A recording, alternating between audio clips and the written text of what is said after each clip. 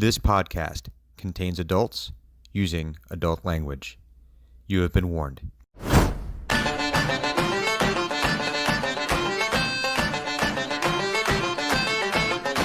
back on the past where we still had a chance. We were pawns in a game that we could not win.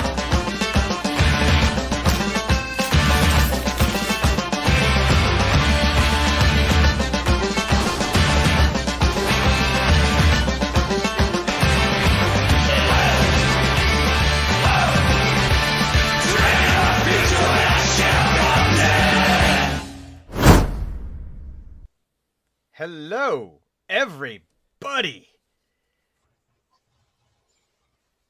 And they're all being very still quiet. Right now. I forgot about the delay.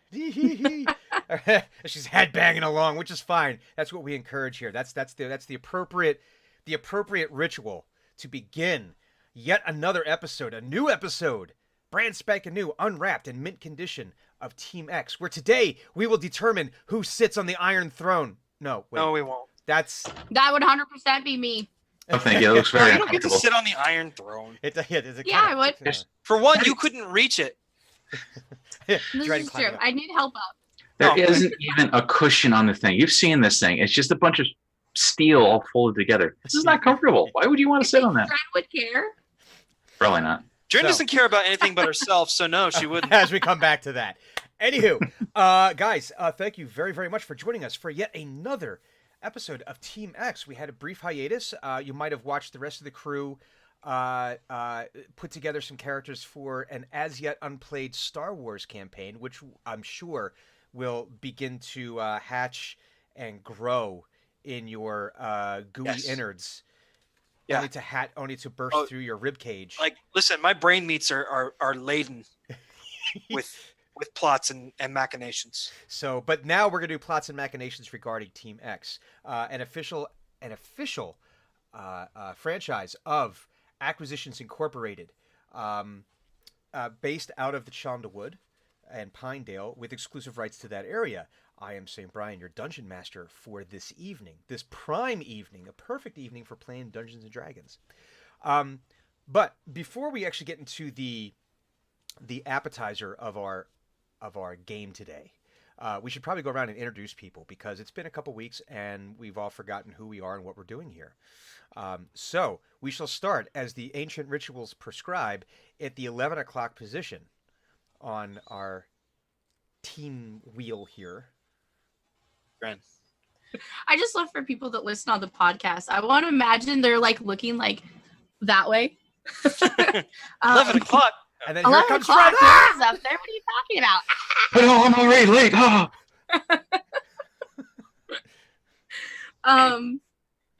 Heck yeah, I'm with Potato. There could be an Iron Ottoman that I could crawl up on.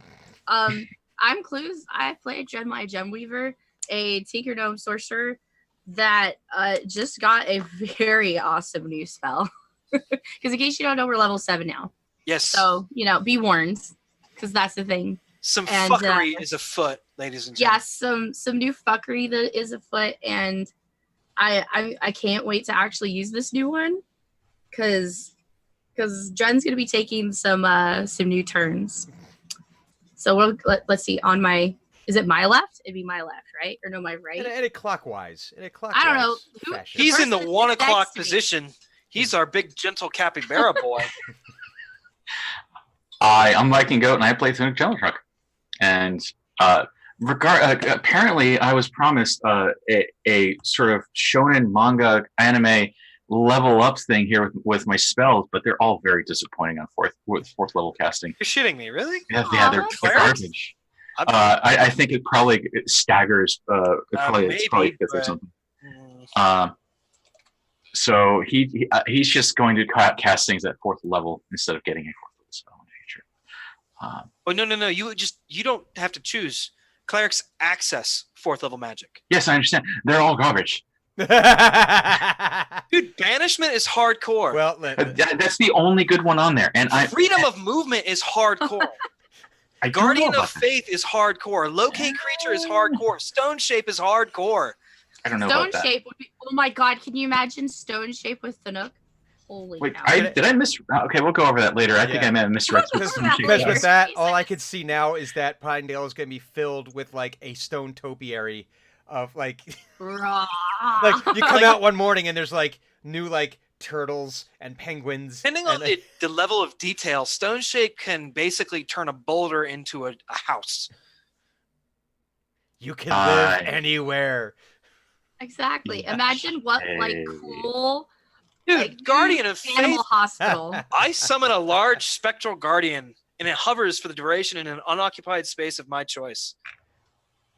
Any creature that hostile to you that moves to a space within 10 feet of the guardian for the first time on a turn must succeed a dexterity saving throw, or it takes 20 damage in the It's like, face. fine, fine.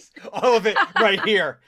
None of it here. the The rest of the craw. body's Sorry. fine, but No, right here. Listen, this is not a center mass attack. It Anyway, lasts 8 hours. all right, continuing around the horn here. That's you. That's I you, know. kid. I'm still looking at spells. Hugon Valander is now a level 7 human fighter. And really all that happened with him is that his sort of repertoire of unfortunate and hurtful things that he can do to people has slightly expanded. And also he has over 70 hit points now. Oh my god. Tank. Tank. Technically, I'm still at 67. Okay, that's fine. That's not my base. And finally, Hello, I am Roz, your mucus-laden fourth player, and I am not pictured video-wise because I'm blowing my nose every 2 minutes. But I am playing the Tiefling Bard, Eno, who has all of a sudden jumped 2 levels inexplicably. So I've got lots of cool stuff now. which means he's now technically the most overpowered character in the game. So, because, bards. Listen, bards run out of spells. I don't run out of kick ass. I don't run out of foot. Yes, these are this is the cast that we'd be playing in today's game, amongst a bevy of a cornucopia of NPCs that I'm sure we will all have a chance to sample over the course of the next couple of hours here. With a nice neon tea. But when we last left our heroes here, the team, they had engaged in a quest into the Shadowfell in order to try to salvage most of Dren's soul. The concern being that there was some weird, shadowy chicanery happening when she freed Lord Lissa Fiedlerson from indentured servitude from another, from a bad person. Bound their souls together, but also took on some strange infection that was showing up in her lantern. And once they ventured into the Shadowfell, discovered how to cure fix this malady, and fix this malady, and There's some air quotes on that one. there Like, were shenanigans, as it turned out that the only way to fix these cracked orb that they needed for part of this ritual was cured through laughter, which which involved in lots of hijinks. Keep in mind that was all of like 8 minutes ago. Oh, yes. And Hugon is still mad. No. His emotions have been calmed. oh, I hope. Well, yeah, but that wears off. The spell No, his ended. emotions were calmed, and then someone attacked me, and Yeah, they stopped being calmed. the spell ended. I so can't wait to see how crotchety he is. So they were able to discover essentially a world tree, and use that to transport themselves back to Pinedale. And they discovered themselves there on a warm summer's eve, which basically appeared that several months had gone by between when they had left. And for them, only a couple of days had gone by for them. But apparently some kind of time dilation is happening here, and they find themselves arriving several months after they left in Pinedale. arrive there, they just sort of show up in the town square, and they find or they heard some when you first land there again, very, very pleasant evening. The sun is just set. You can still see that band of color just over the trees from the sunset. It's cooled down, low humidity. Because you don't want a hot, humid day. They suck. But fortunately, we're in the mountains, so. So yeah, you get a nice cool summer's breeze. It smells like it might have rained in the last day or so. You have that kind of earthy rain smell. And your party arrives here, and as each of you notice certain things, you notice that you've never been here before. This is brand new territory for you. Exactly. Thunic, you happen to hear. It sounds like something like a barn owl of some kind, but not quite right. And it's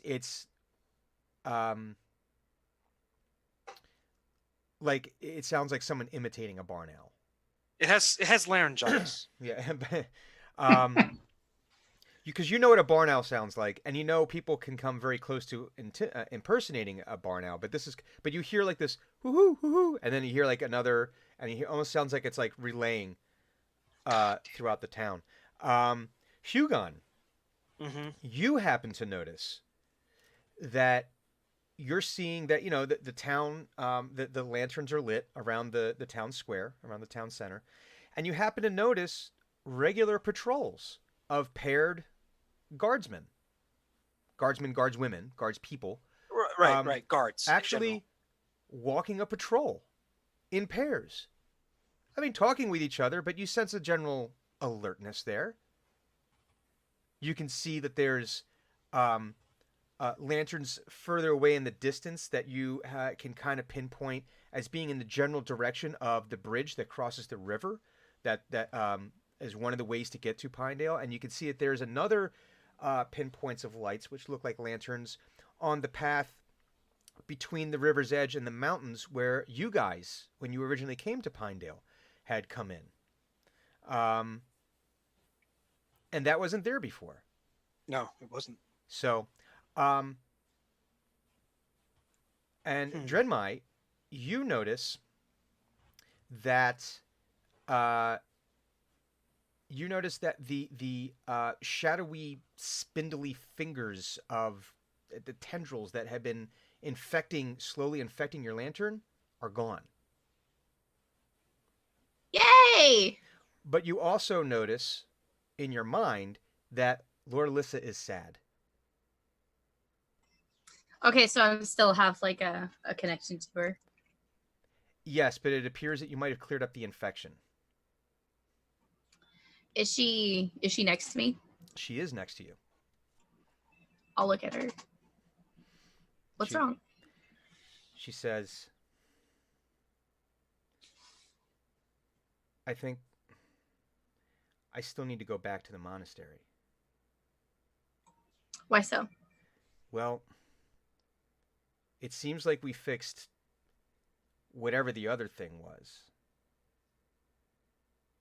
She looks at your lantern. But we never really addressed the other issue, which was actually controlling my powers. And Hugon crosses his arms and pointedly looks at Dren and was like, I wonder why that is. Shut up. Got distracted. Shut up. Shut up. She's like, and to be honest, I kind of like you. I don't know whether that's because of this thing we have or because there's I don't know what that reason is, but I thought she was saying that to Hugon for a second. I was about to be like, oh. Well, and irrespective of who she's saying it to, Hugon will laugh and set off toward the keep and say, find better friends. Crunch, crunch, crunch, crunch. Yeah, he goes directly to the keep. She says, I think I want to come back here.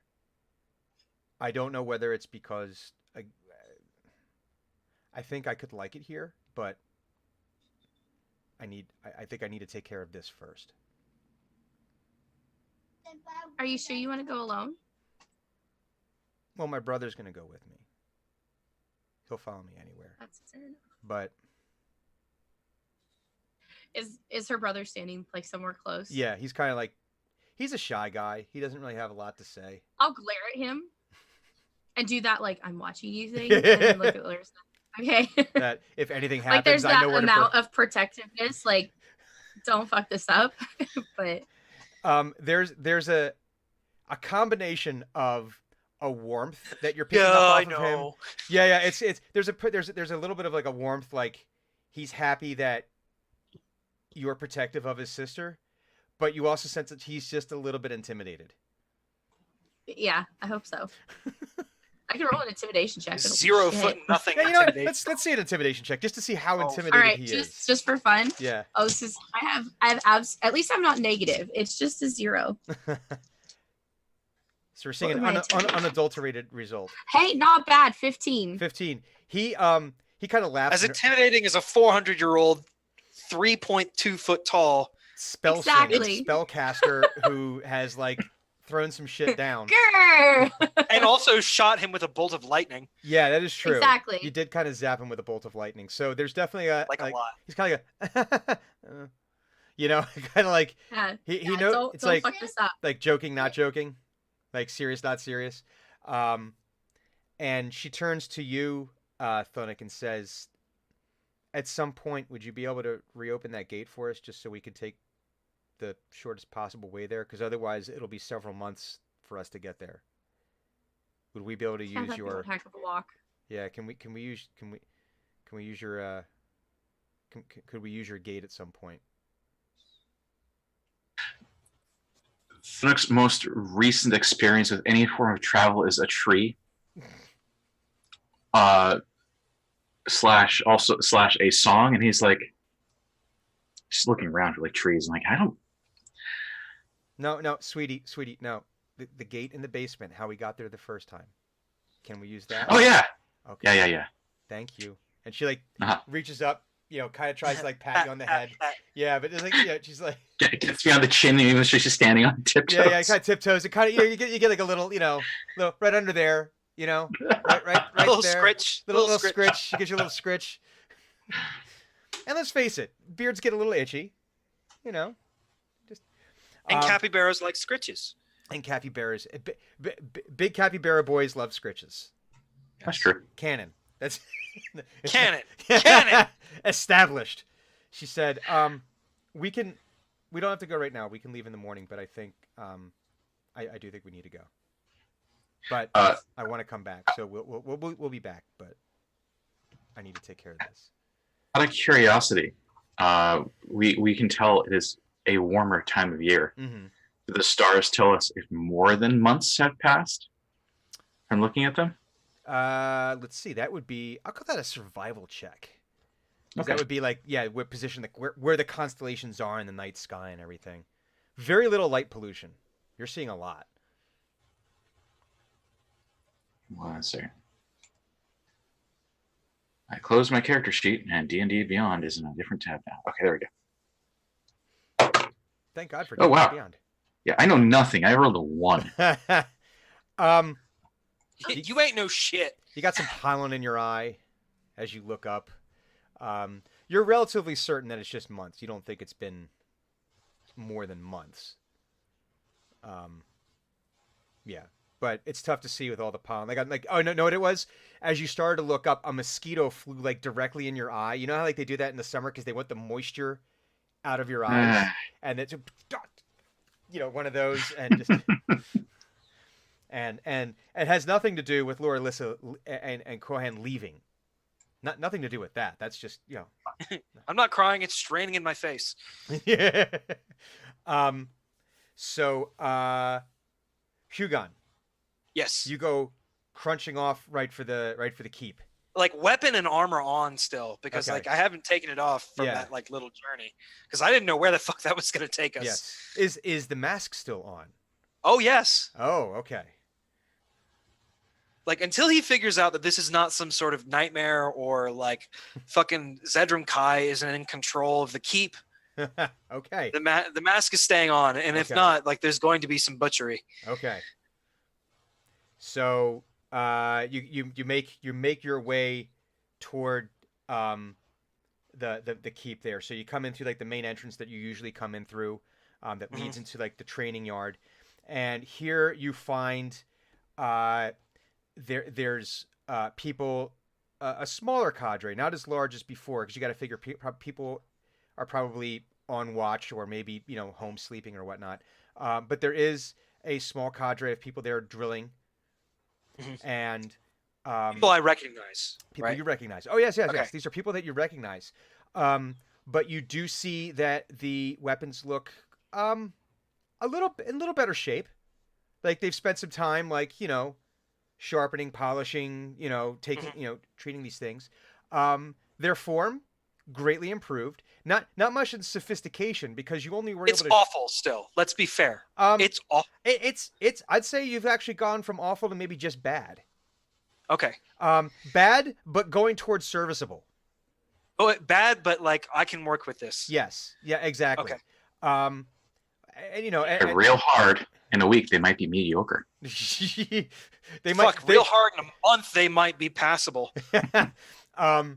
But your attention as you walk in, your attention is drawn to your right, and there is a group of approximately, actually not approximately, exactly 5 of these guards people, all armed with quarterstaffs, and you see them kind of circling.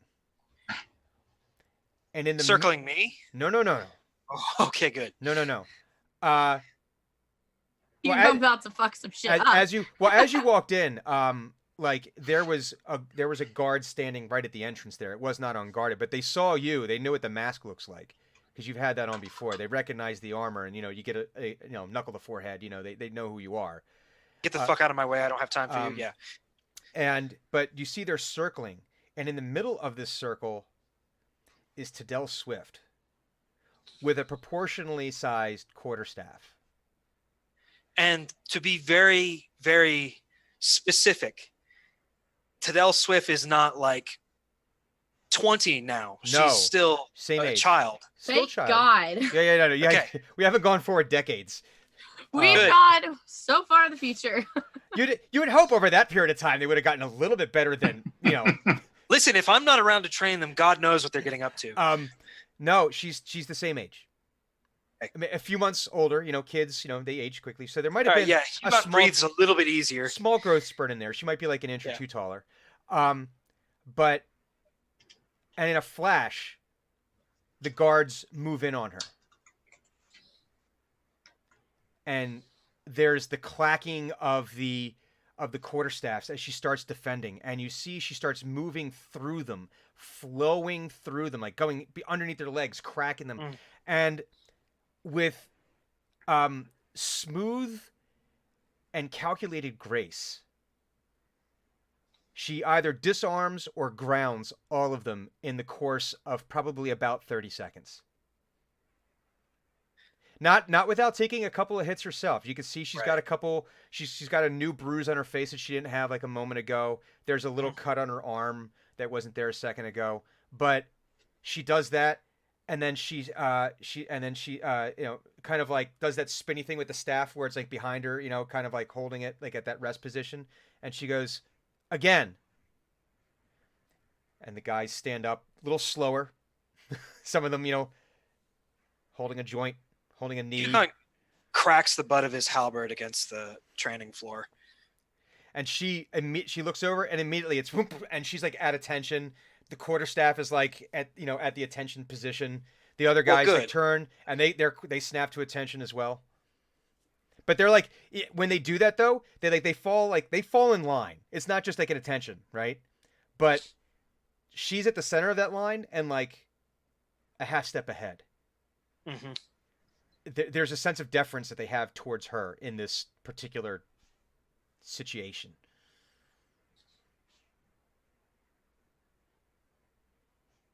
Hugon sort of takes all of this in Mm-hmm.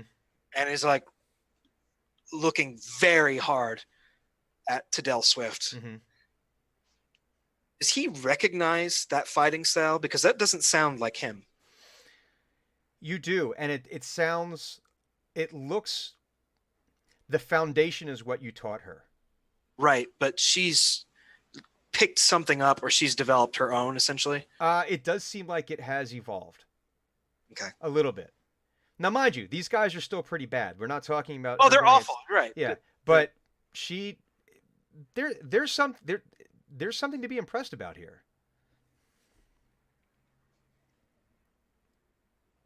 He might not want to ever say that, but No, certainly. No. Let's be real here. only pat the baby when it's sleeping.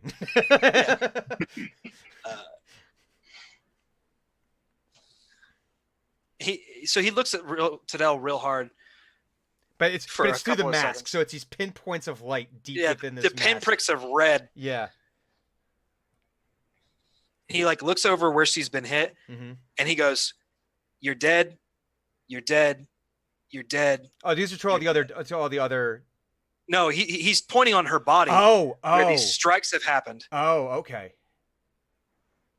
He goes, "Your footwork's getting better, but any of those hits that have killed you." And then he looks at the rest of them and is like, "You're letting a child beat you. Do better."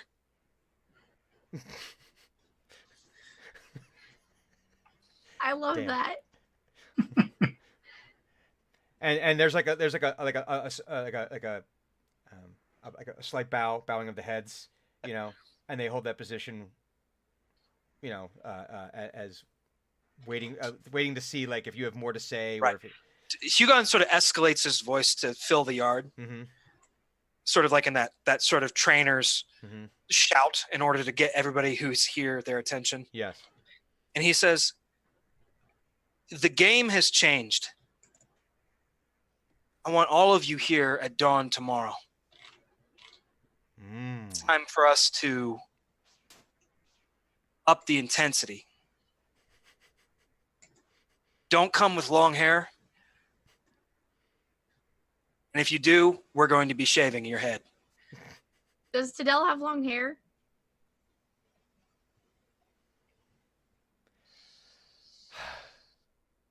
She used to, when she first started, but now she does not. Now she actually has like Yeah, enough times of being grabbed by the head and like her jacked it's, in the face. it's not like shaved, but it's very close cut. Like, to use an apropos example, it's very Arya Stark. Yeah, very very It's still too long, but we'll get to that later. So there's a resounding. You hear like, "Sir, yes, sir, sir," like from all around the yard. And he tries to find one of not his people, like a guard for the keep, Mm-hmm. and like corner them essentially and be like, "Are the counselors in or are they at home?" He said, "The counselor Azerbaijan is inside right now." Right. Well, I'm gonna go speak to him. I forgot about that. And the conversation is over, and he kind of just like just all right. pushes him away and like goes inside. So, okay, we're going to come back to that in a second. Yeah. We're going to come back. So, the rest of you guys are standing there in the town square. Hugon made a snarky comment and, crunched off, laughing at you. Get better friends. Ha ha ha. What is, so, this is your first time in Pinedale. So you're seeing, I'd say it's more established than a frontier town. It is not, it's by no means a city. It's by no means a truly developed town that you've probably seen in your travels, but it's definitely somewhere in between on that continuum, where it's been there for a couple hundred years. There's definitely buildings that are meant to stay have been built there, but it still also has that a very at one with nature kind of feel, where it's a lot of natural stone construction, wood construction, but conservatively done. It's actually a very nice town. You get people walking around, talking with each other. There's definitely a feeling of general safety here, just to give you the kind of the mood of things. So, but what are the rest of you doing? I guess would be before we go back to Hugon yelling at someone. From our perspective, we've been gone for less than a week, right? Yes. Aside from the fact that it is clearly now summer. Yes. Thunic is concerned about his patience, so he's going to go back to the inn, Mm-hmm. the Silver Harrier, and go to the roof and see if he's got any new patients. Oh, to see who's there. Yeah. So you come climbing up there on the top, and God damn it, why do I forget her name now? Anyway, Tadel's mother is up there, and forgive me, I cannot remember her name for the life of me. Bell's mother was Leanne Swift. Leanne Yes. Swift. Thank you. You get 2 bonus experience points for that. For remembering that. Yeah, she's up there. So as one hand and then the other comes up over the top, and you're like looking up there, and you can see that she's been doing the best that she can to help kind of maintain up there. She had been helping you before you had left. She had mentioned to you that she liked it because it was quiet up there. And you can see there's a few pigeons, a few doves, in a couple of the little nooks that have been built up there. There is an owl. There was an unfortunate hawk-related incident. We don't talk about that. So it looks like there's an adolescent wolf curled up in the one corner, like on some branches and hay and things.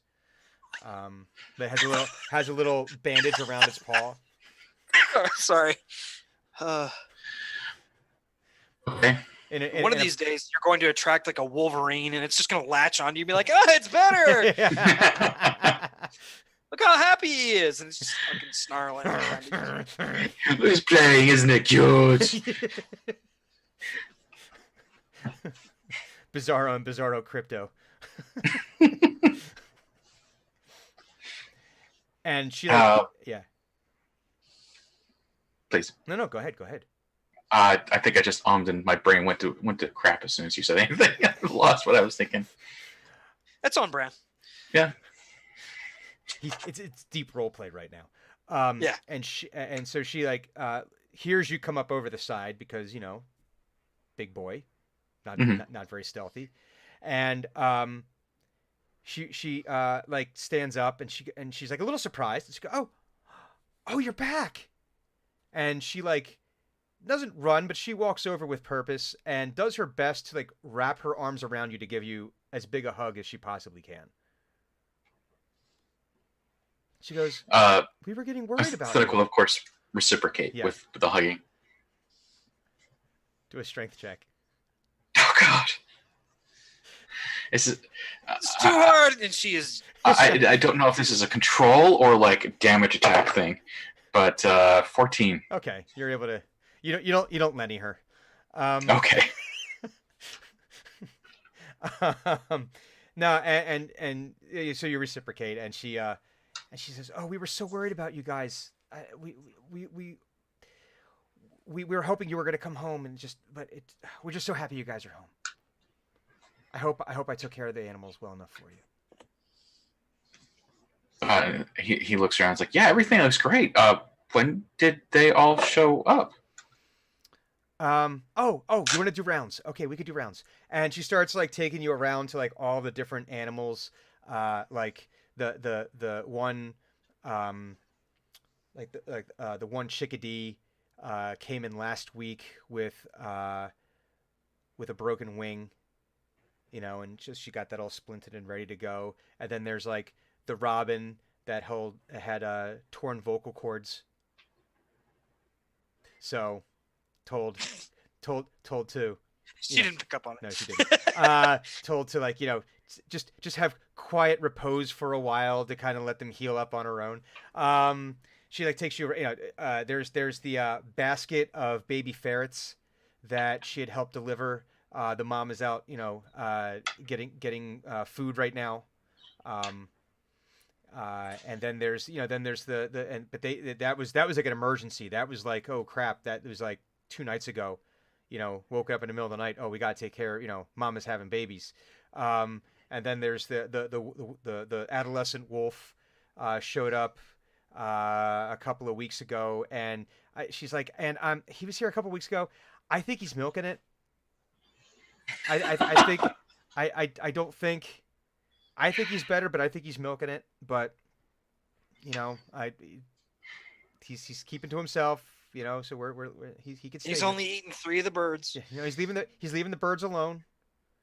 He's been content. He's been content. The potato scouts have been bringing him little things to eat and they're so he seems to be content. I'm worried he might be putting on weight, but I think he's milking this for all he's worth. So he's going to say to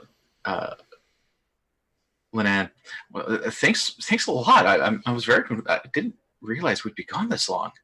I swear it only feels like we left like a few days ago.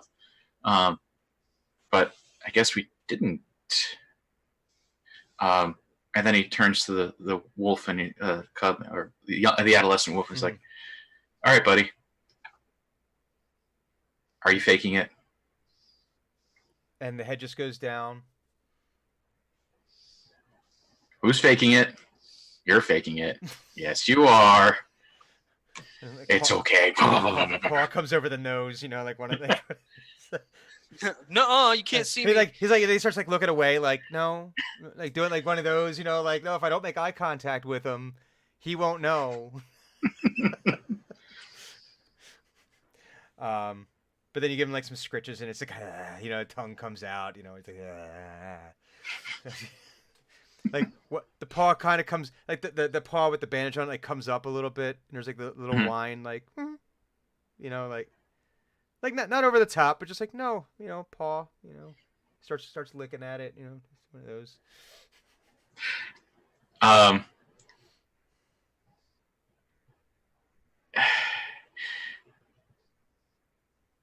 Thunuk is going to look at it and be like, he's going to examine the paw and actually let me examine the paw and see what it actually looks like, and depending on what it actually looks like, does it look like it's mostly all better? Medicine check. Okay. Yeah. Oh wow, I forgot about that. 10. Roll 3. You think that you could see that it was sprained. You're not sure. It might still be a little sprained.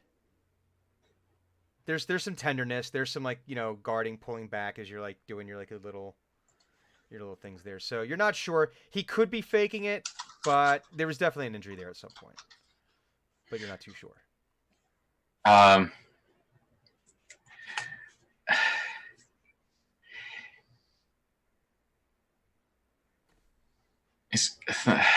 trying to figure out if Thunuk is going to, if he's the sort of person to do something like this, but no, I don't think he is. I was going to have him say something along the lines of, if it doesn't get better soon, it may have to come off.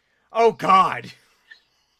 No, but I don't think Thunuk would do that. Thunuk wouldn't do that unless he could tell immediately this is perfect in perfect condition. He would not say anything like that. Yeah. Oh God.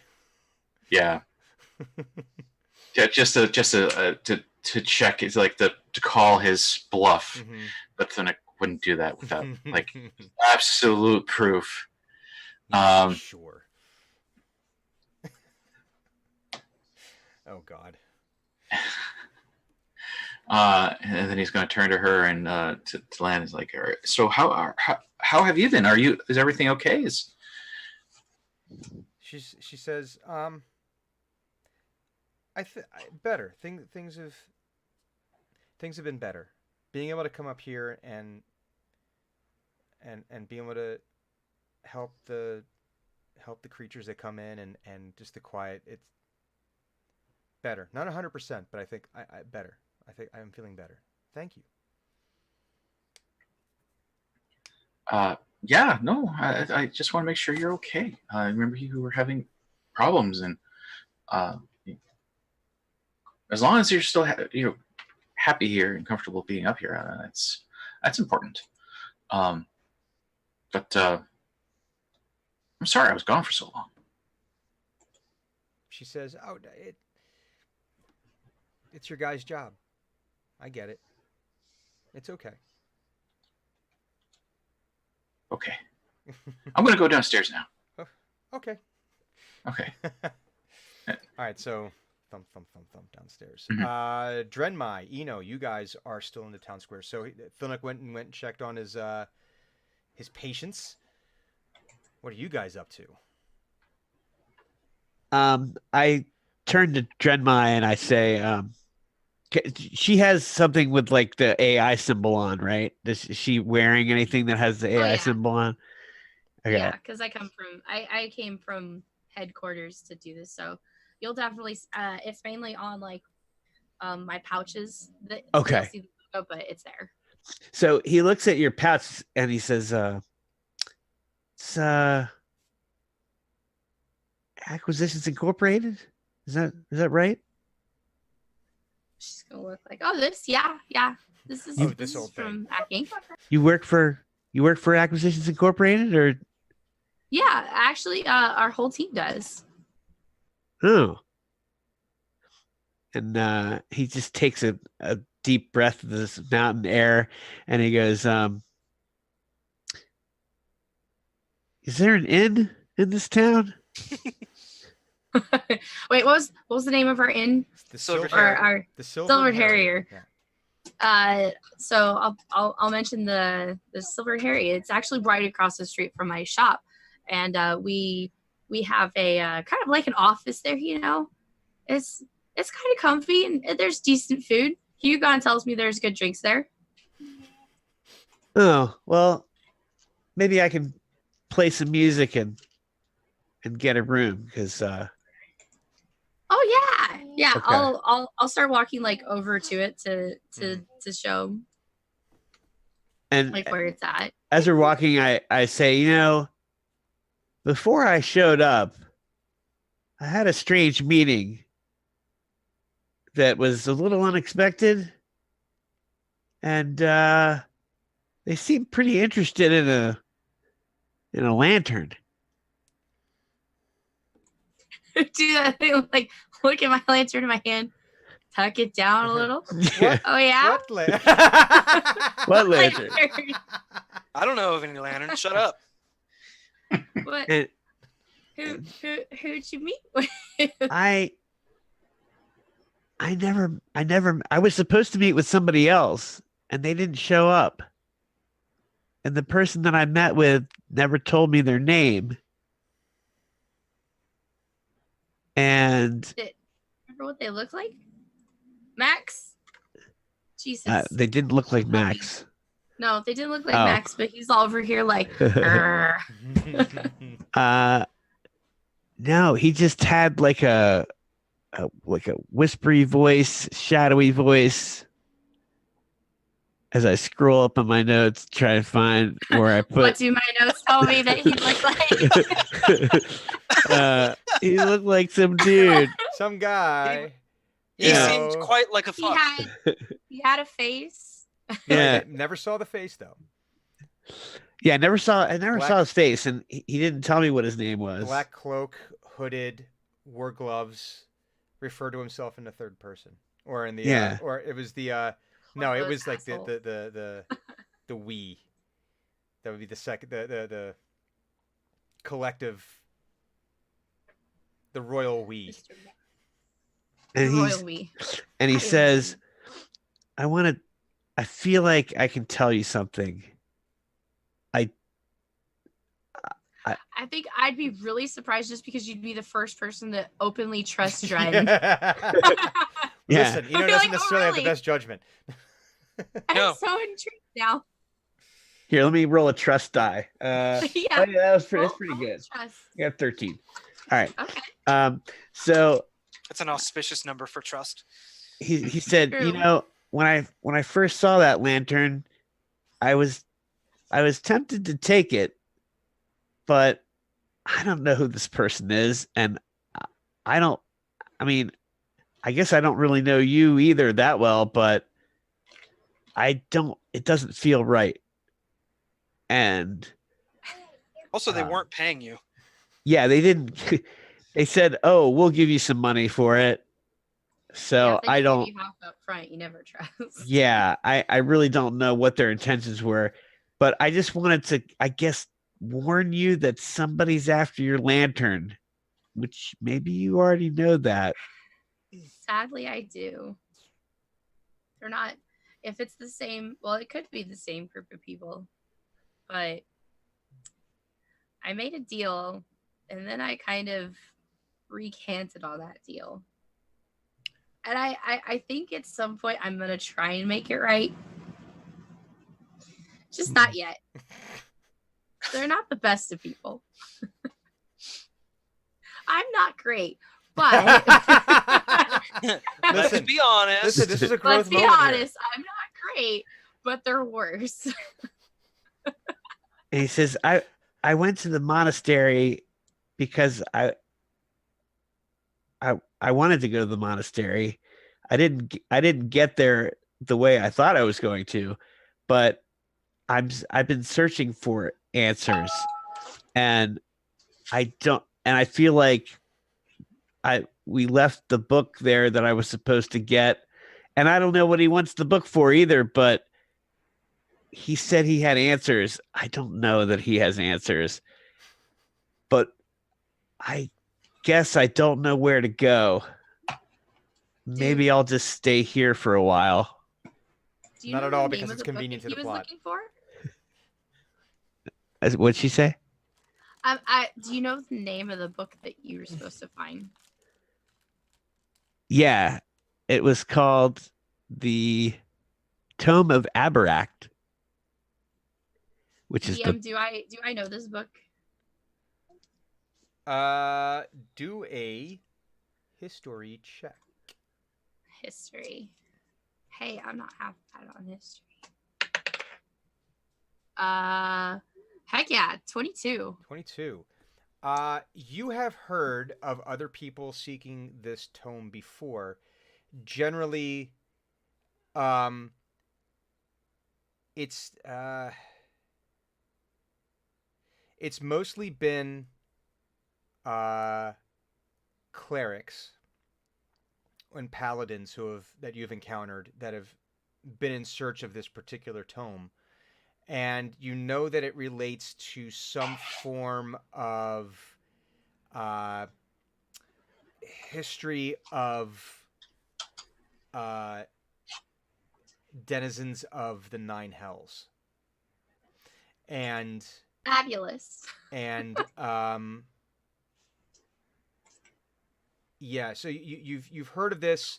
People have gone on quests because there's apparently valuable information in this that they need to help fulfill their quest for the destruction of of a specific devil. But as to what the contents are, you wouldn't know what they are. Yeah, all that stuff. Okay. Yeah. So with my knowledge, I'll probably tell Eno.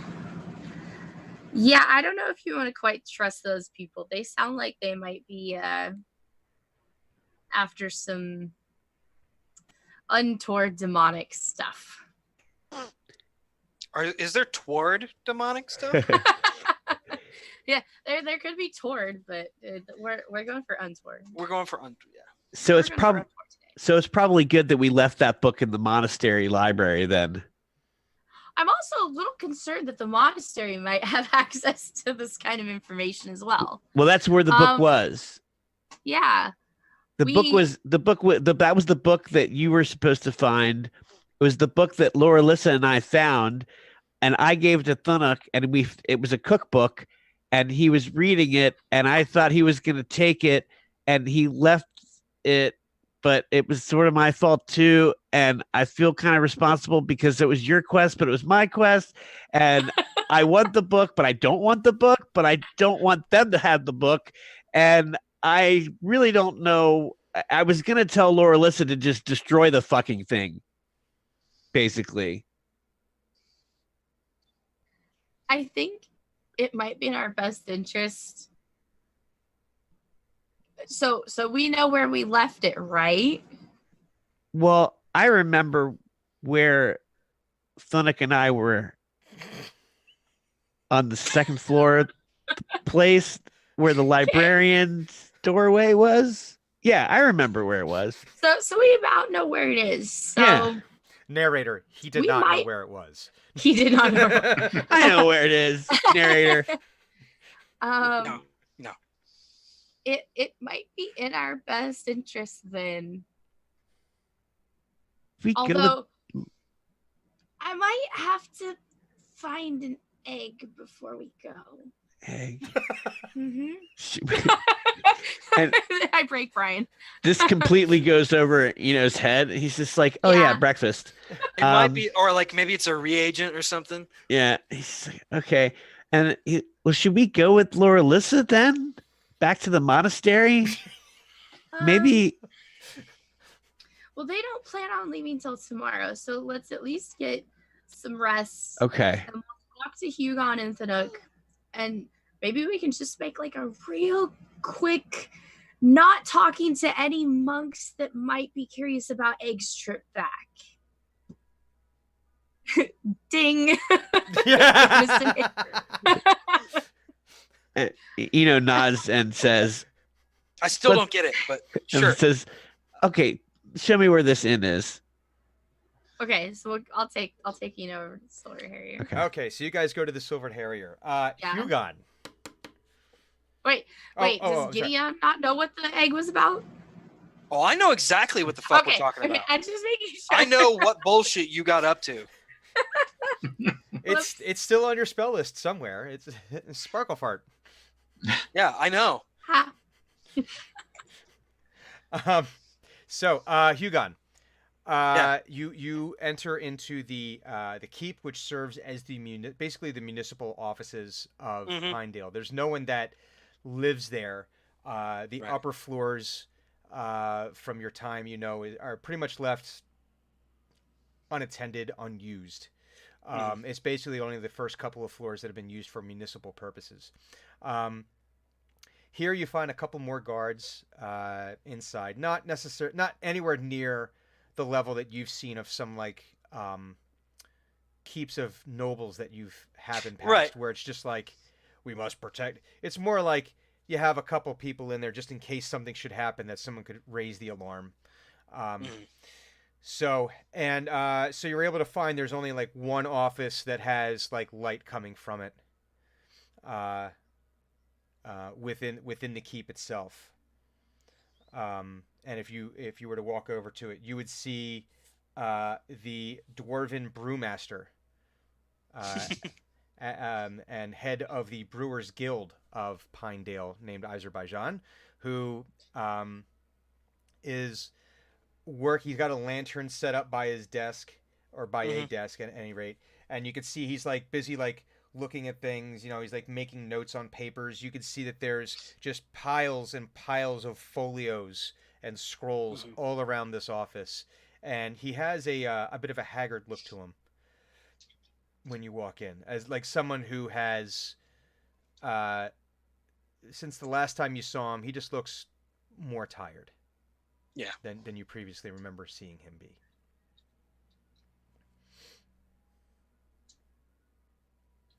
He doesn't even glance up. He's just Yeah, I'm engrossed trying in to it, yeah. figure out if no, Hugon doesn't have time for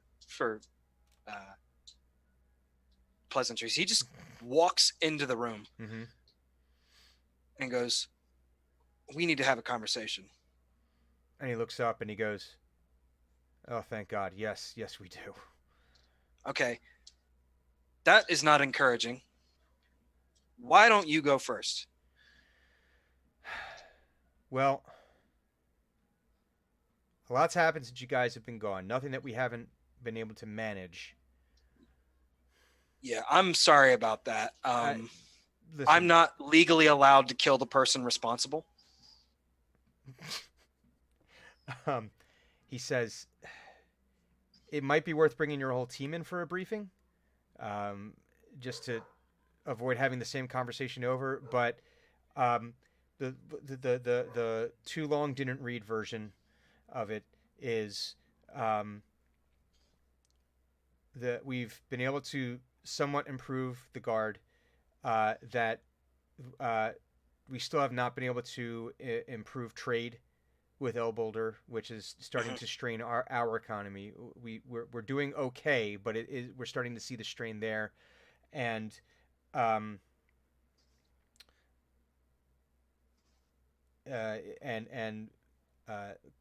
Zedram Kai he's making overtures at attempting to take over administration of Pinedale in an effort to return commerce, but Sure.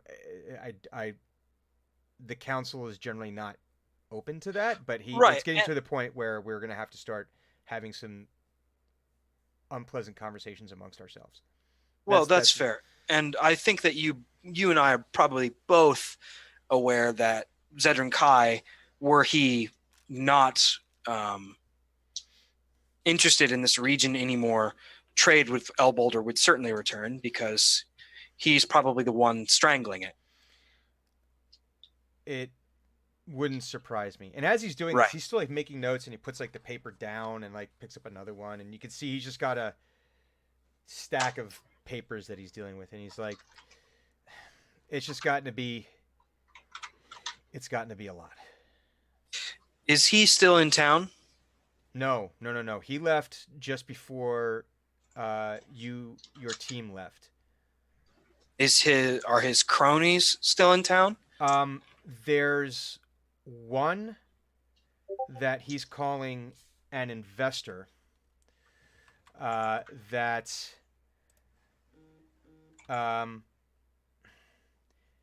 something about wanting to open another tavern in town, and I'm just not. He's obviously here trying to gather more information. So he's got one crony in town. I'm not too worried about him. We've been able to keep him distracted. Apparently, it's not hard to distract this guy, but in the end, I'm just.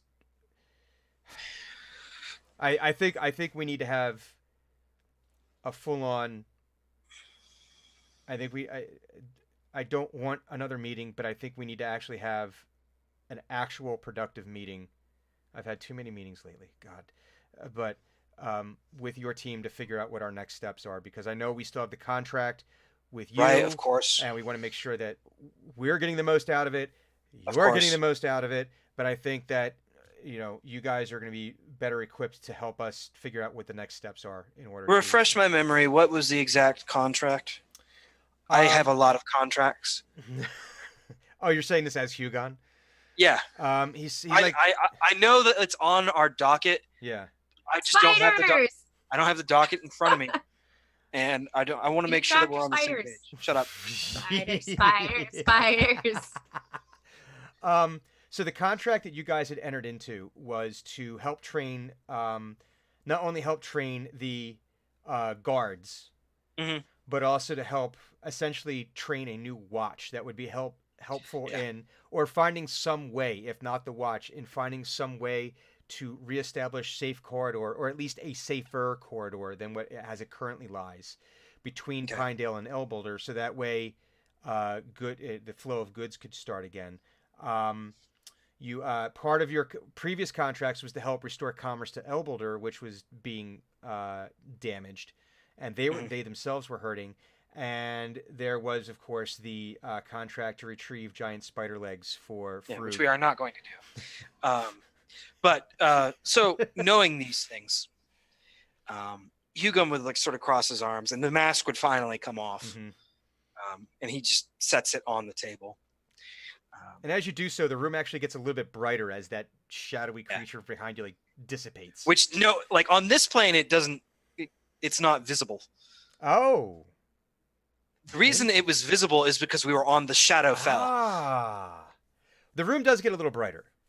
But still, yeah. Maybe because of Hugon's cheery disposition.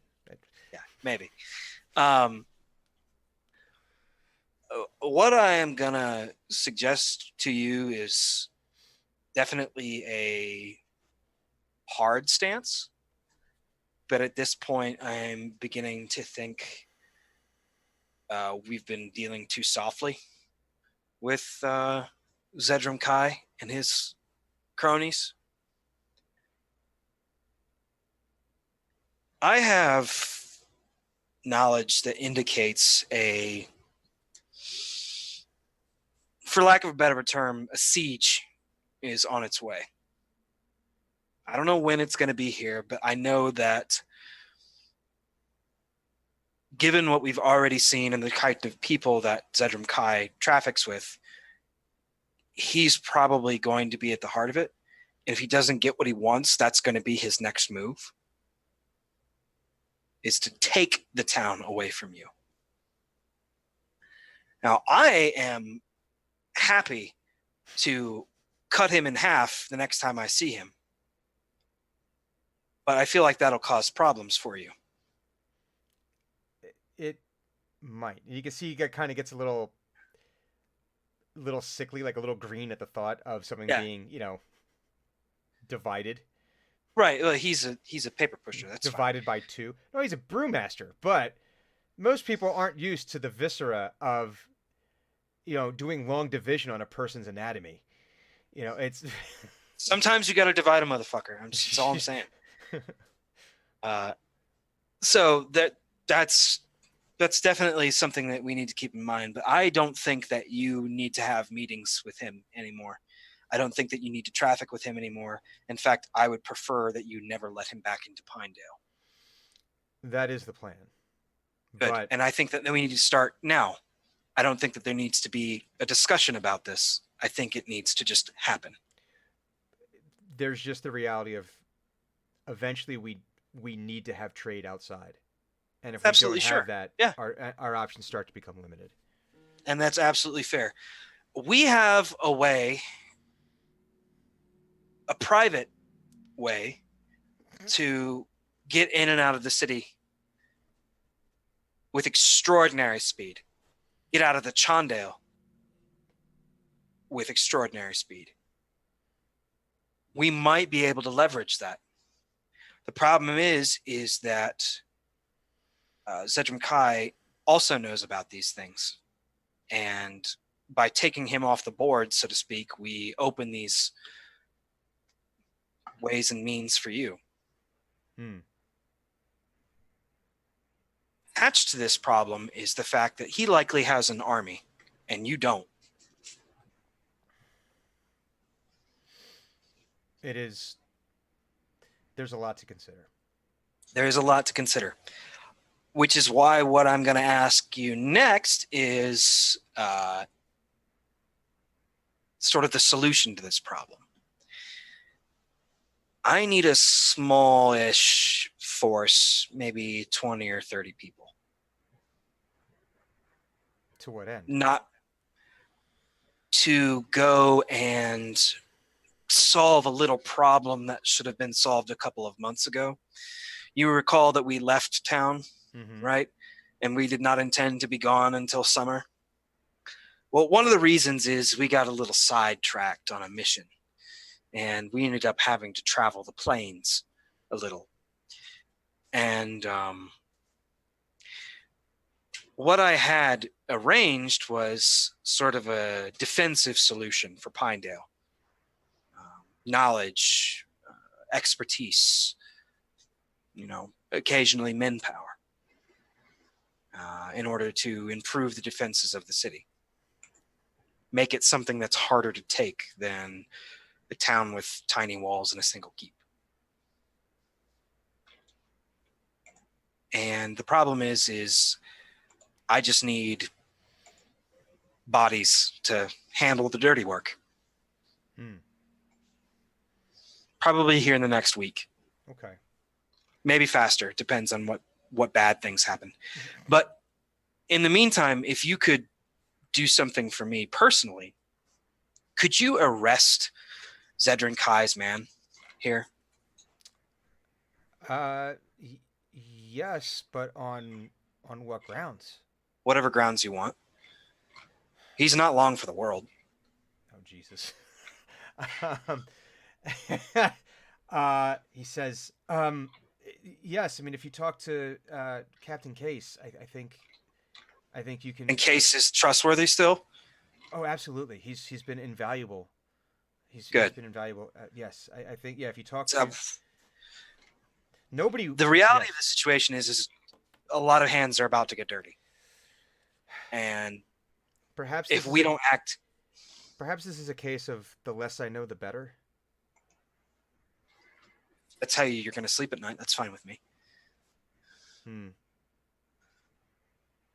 Well, if you talk, let me be perfectly clear. Zedrin Kai is an evil man. I'm going to kill a guy, and you're going to know. You're just going to have to. You're just going to have to deal. And now you're an accessory before the fact. Zedrin Kai is an evil man, and he has evil aims, and I intend to stop them. Now, whether or not you want to be on my side when that happens is up to you. And this is not an Acquisitions Incorporated enterprise. This is I am quite tired of this, and bad folks are going to die sort of enterprise. Okay. Yes, by all means, if you talk with Captain Case, I think he can arrange for the arrest and just. Yes. I've got it under control. Okay. Yeah. Alrighty. Have a pleasant evening. And he just. Okay, so as you go down, we're back at the inn. Drenmai has shown Eno. Now, did you take him on the grand tour? Did you show him and this is our fort and that kind of thing? This is our fort. This is no where girls we make allowed. Our pillow forts. No, I probably just because he really wanted to play music, so I probably just showed well, here's the bar and here's where we eat. So if you want to play music, talk to our management here. Yeah, so that's Sahar. She's the proprietor there. And yeah, she's amenable to working out a deal for you to play in exchange for some room and board. Okay. That seems to she sees that to be equitable. Is there anybody in the bar right now or in the inn right now, in the common area? Yeah, absolutely. So you're talking. So it's summer. So you're talking probably 8 o'clock at night, ish. If there was an equivalent in Faerun. So just past dusk, I guess would be. So you have the folks that have wrapped up working either for the day at the smithies or at coming out of the mines. They get themselves cleaned up, and so the room's pretty full. With folks that are eating, drinking, talking, gaming, all of the things that people do in a tavern. It's not a raucous bunch. Some of them eye Drenmai a little warily, just because because they know. because they're like, oh, and they're like, they're once she's entered the room, some of them you feel have been maybe on the receiving end of some of her experiments or impulses, and now are they always kind of keep an eye out for her, and yeah. So I would put my bag down and kind of just make sure my loot is in tune. Mm-hmm. And then I would start a little soft, just to kind of not to drown out everybody yet. Mm-hmm. Just, to make my presence known that I'm here and I'm playing a song. Mm-hmm. And then I would probably build up a little bit, and then I would start singing sort of a standard tavern song. Mm-hmm. But but not super loud. Like I was just like, You got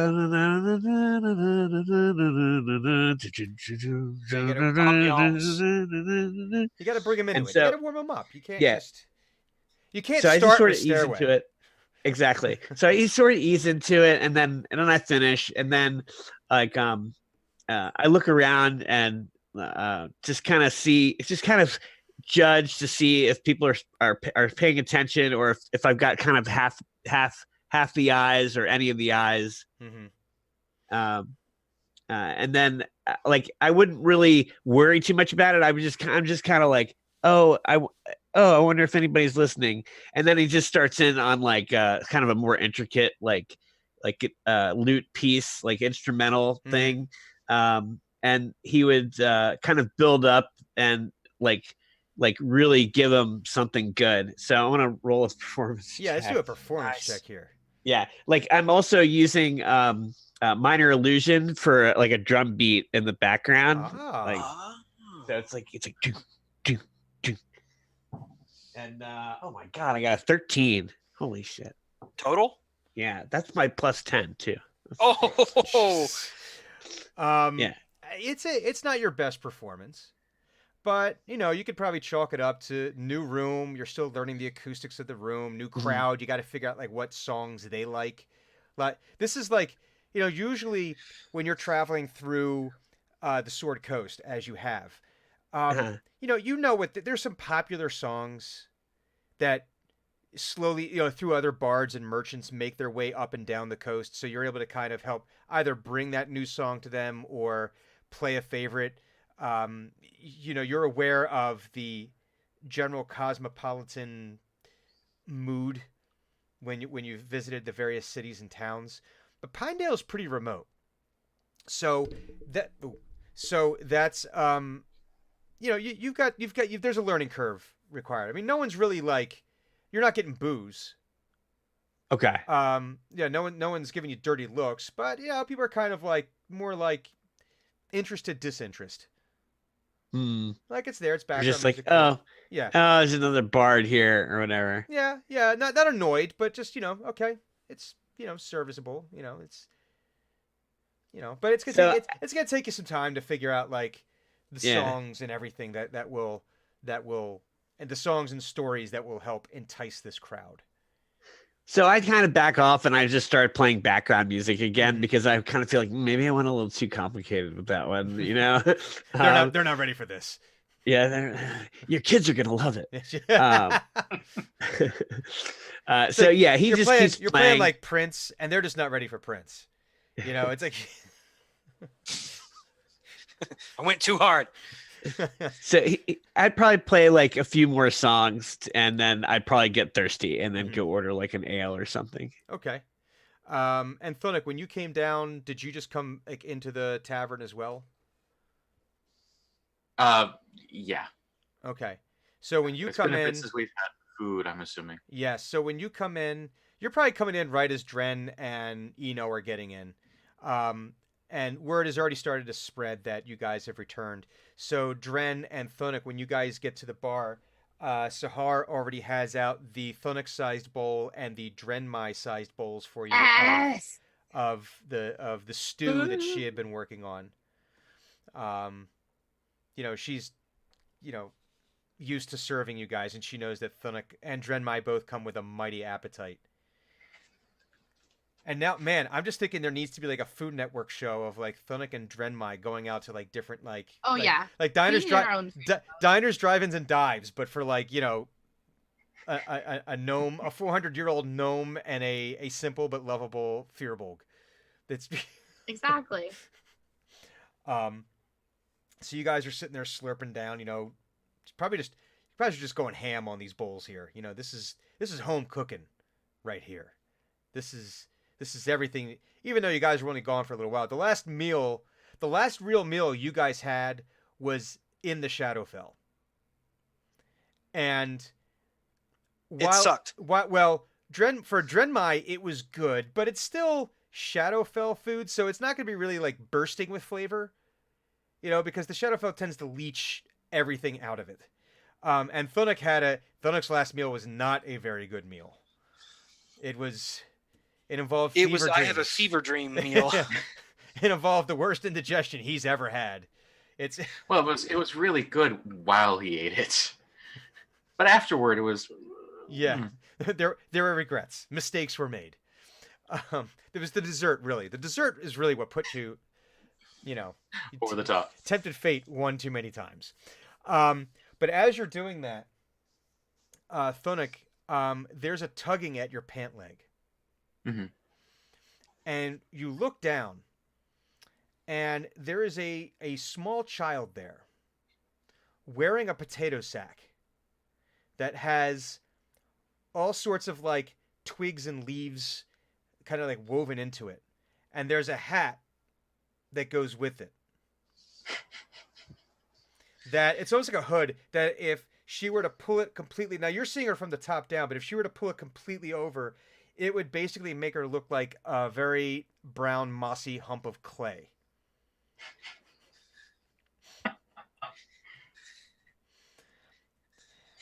And This is a potato scout, isn't it? it is, and she like gives you like this kind of like weird salute, like she's not quite sure like which hand, and like she eventually gives you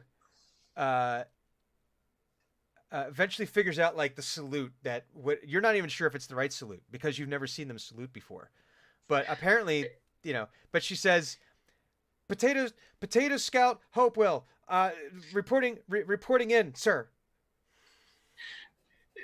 I'm curious, real quick. Does Thunic even know what a potato scout is? Because the last thing he knew, he was just telling kids about potatoes, and then they went and did their own thing. I think so. Probably the last time he saw them, they were just starting to organize, and he knew that the kids were like talking about the potato stuff. So no, this is probably the first time he's heard of a formal organization known as the Potato Scouts. Having absolutely no clue how to respond. And she addressed you as Scoutmaster Thunic. She addressed Scoutmaster Thunic, Potato Scout Hopewell, reporting in. Hi. Hi. How are you? I'm good. I needed to. They told me I needed to report in to you. They did? Yeah. And she waves you closer. He leans in. As close. So it's now Stonic, all like 10 feet of him, kind of like hunched down, getting down as low as he can, and she like gets right in your ear and she says, "We've seen some things in the forest, and the grown-ups don't believe us." Kind of things. They look like they've got they walk on 2 feet, and they're furry, and they've got big teeth, and they're really scary looking.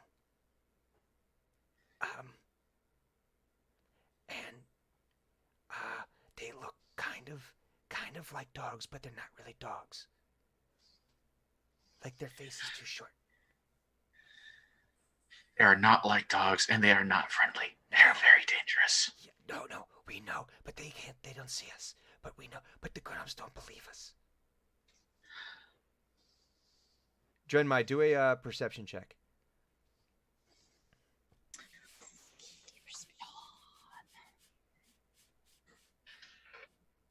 $14. You can kind of hear bits and pieces of this Potato Scout talking to him. Like you're getting like every second, every third word, so you're getting the gist of the conversation. Thunic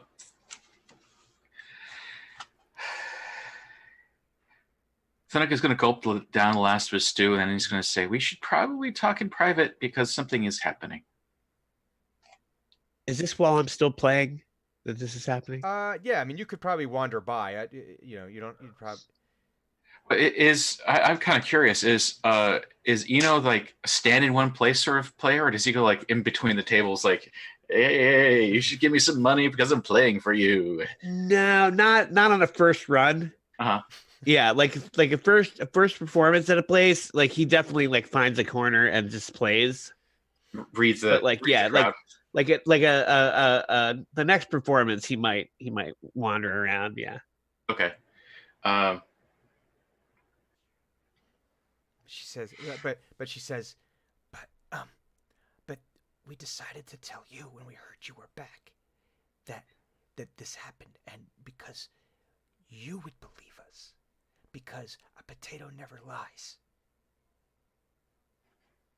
I was not aware that was a virtue of the potato, but so be it.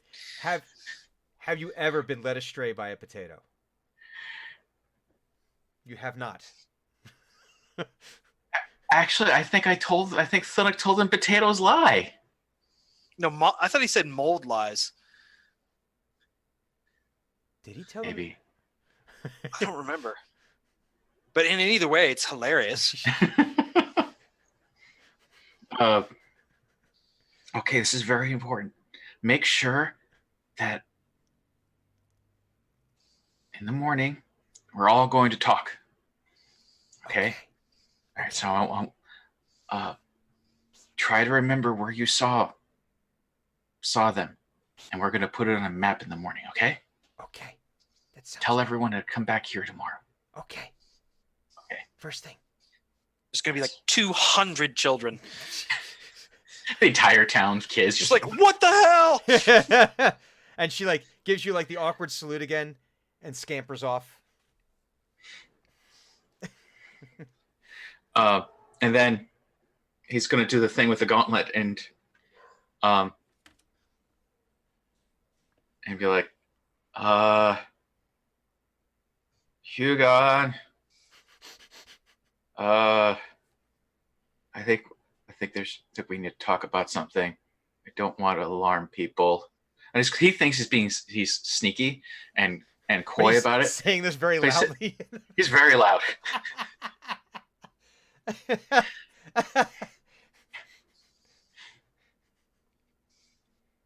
And Hugon responds like, yeah, I'm getting that impression too.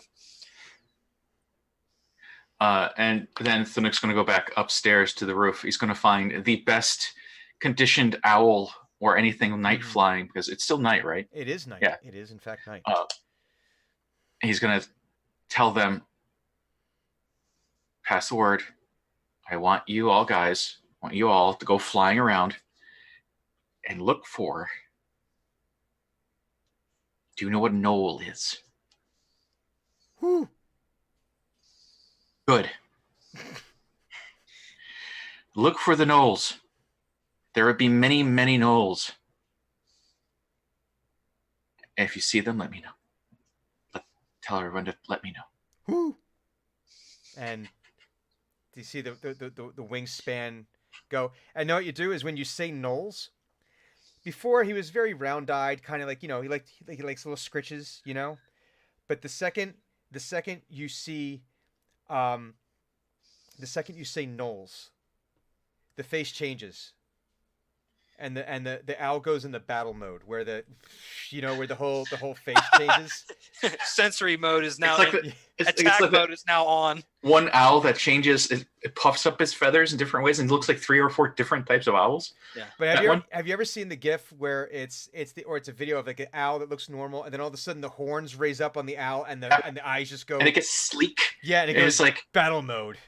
It's like missile bird. What the hell? It goes Centurion, and and the wingspan comes out. And if you've ever seen an owl, they have a very impressive wingspan.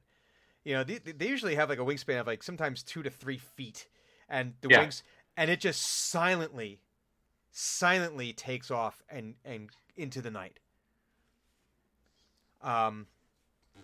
You're assuming it understood what you said, but or is able to fulfill on that. So you go that. By this point, okay, so Hugon, you had your meeting. You got this message. Yeah, on I'm your looking way for back. Captain Case. Drenmai, is there anything you would like to accomplish before turning in? Oh no, that's right. You're gonna look for Captain Case. We're gonna get to that in a second. Okay. Drenmai, is there anything that you want to accomplish here? Since we were talking about going back to the place where I might not be so welcome, I kind of want to go back to my shop Mhm. and I kind of want to craft an egg type thing. A facsimile of an egg. So I want to kind of look around my shop and be like, well, that looks kind of like that, or maybe I can improve upon that. And then if I just replace it, maybe they'll be happy, and I won't die. So I want to go fabricate an egg. Okay. Let's. Hey, you know what? Tinker check. Let's do a tinker check here. Okay. Right. I first see her reaction, Later, like when she 20? presents it. It's like, it's better than it was before. Yeah, like I'm totally going for that Fabergé egg type of fact. Be like, look how I'm pretty waiting it for is. like You some can work Ocean's. with this. I'm waiting for some Ocean's 11 stuff where it's like we got to sneak the egg back in. I know shit critted. Oh! Woohoo! Womp womp womp womp I'm so happy. womp. Yeah, you're able to. I tinkered really good. You tinkered really good. So now you have this egg that is very close to in shape, in size, in volume, made from the different pieces around your shop. You were able to kind of like get the right curvature on the shell. You're able to find the right lacquer. Like this basically turned into. All right, so yeah, okay. This basically turned into an Adam Savage one-day build where he like starts with nothing and the finished product is like, what the fuck did he just make? Like if you ever saw the one that he did with Aaron Douglas where they were building Battlestar Galactica stuff, and he took the model of the Cylon Raider, and when he started painting the thing, it was just like, whoa! It went from like okay, plastic model to like, okay, that's what they're using when they're actually filming. You know, that's what this thing looks like. That as long as no one like picks up and like shakes this thing or like really examines it, like you're gonna look at that, you'll think, yep, that's the egg that was in here. Sweet. Okay. So yes. Okay. Awesome. I'm gonna stash that in my like bottomless pocket. Mm-hmm. Be like, okay, it's safe. I can take this with me, and then we're gonna go on some secret, like Mission Impossible type thing to replace it. Dun, dun, dun, dun, dun. Exactly. Imagine a little tiny gnome suspended from some wires. I hope Hugon doesn't find out about this plan. Eno's holding onto the cords, like, I don't even know what I'm doing. I totally didn't eat it, I swear.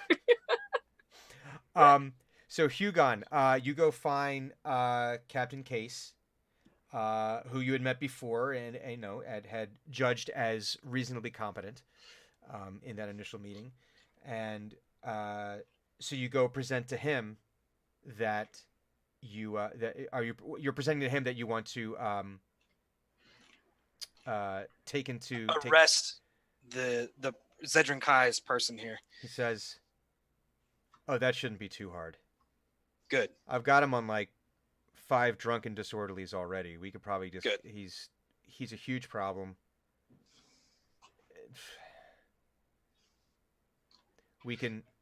We'll have him here within the hour." Okay. I want you to be. This is very specific.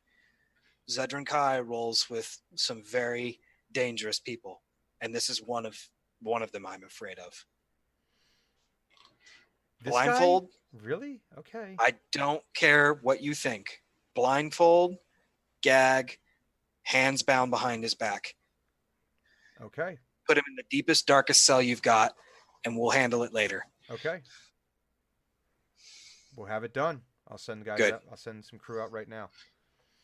We may also have to disassemble Lord Zedran Kai's house, but we'll get to that in a minute. I have to find out some things first. Okay. Disassemble sounds like an interesting verb to be used for this. Huh? Disassemble sounds like an interesting verb to be used for this. Yeah. Okay. And that's really all he wanted to clarify is just make this happen, make it happen tonight. Okay. So as you're walking out, he pulls two of the guards over, and he says, "Okay, I need you guys to go find Bertram. I need you to go to arrest him immediately. Go bring him, throw him in the dungeon, and we'll take care of it in a minute." So, all right, guys, it's about the halfway point of our game, so we're going to take a brief break, and we will come back with some more of the freshest possible episode that you can possibly imagine, bursting with flavor, chock full of vitamins and minerals. It's everything you need and nothing you don't. So we will be right back, guys. See you in about 5 minutes. Thank you.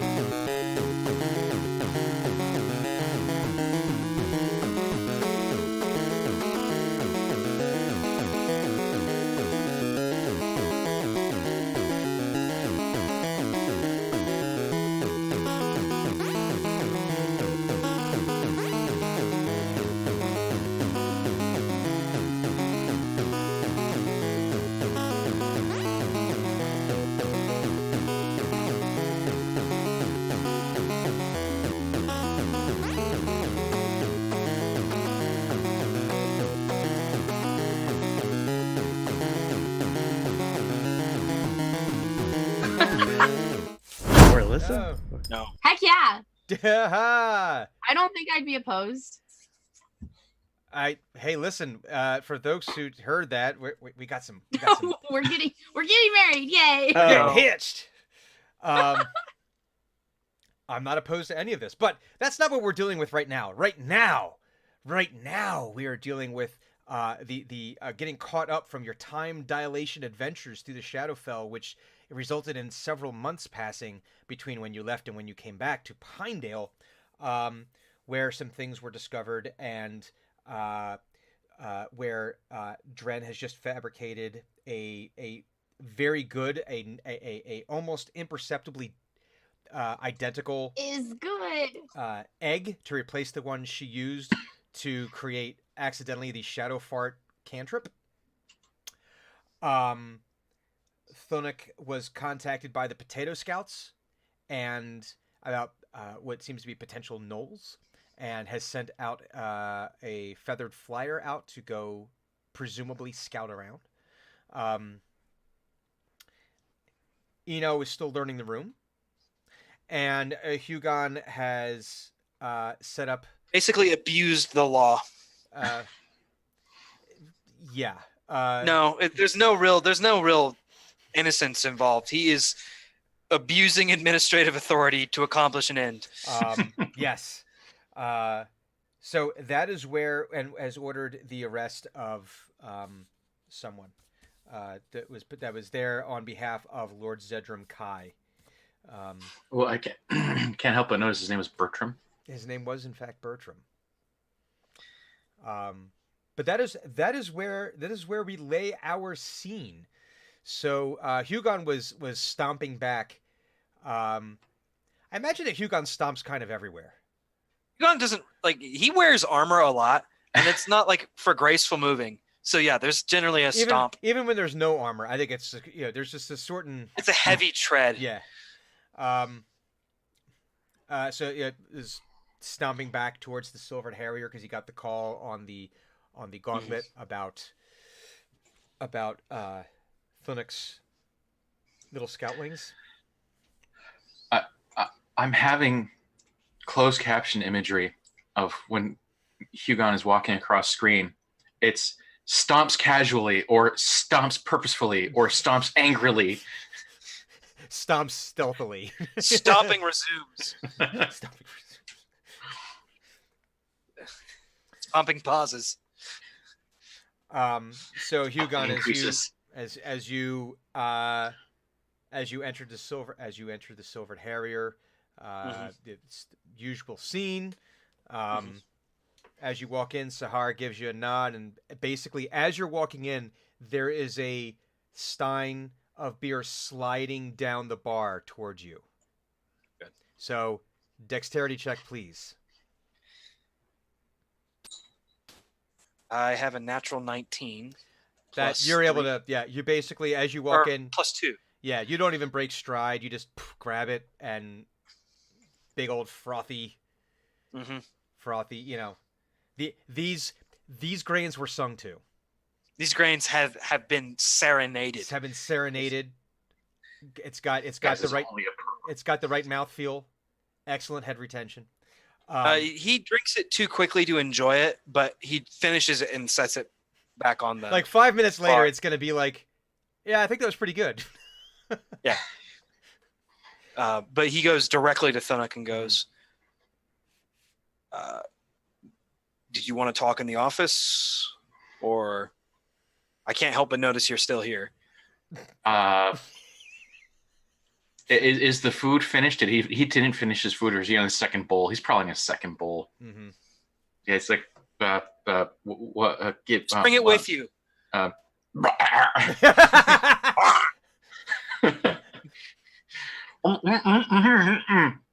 Stop it. He's stuck in mid-chew. Yeah, eat your food and then speak to me like a goddamned adult. Thank you. No one's ever called me an adult before.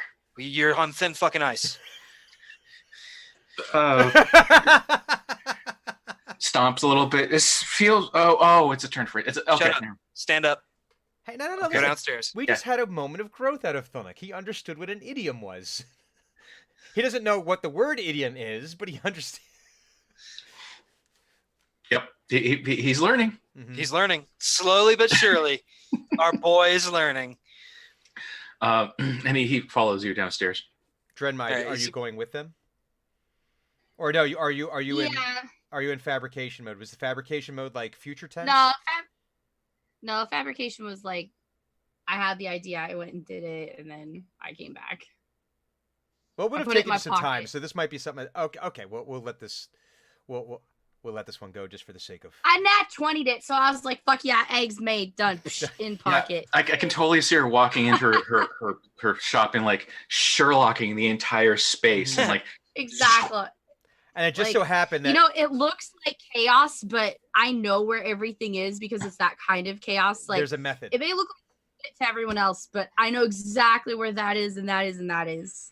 And so it was one of those things that when you looked in, it was almost like the items, like in a video game, when the items highlight. You know, like if you like go into that. Exactly. You hold I have down that tab and it's like highlighted. It's like, there it is. Yeah, I had that exploded build view, and then Mhm. it was like, oh, I need this piece, this piece, this piece, and this piece. And So I then- went and picked them all and put it together. And then okay. Like, yeah.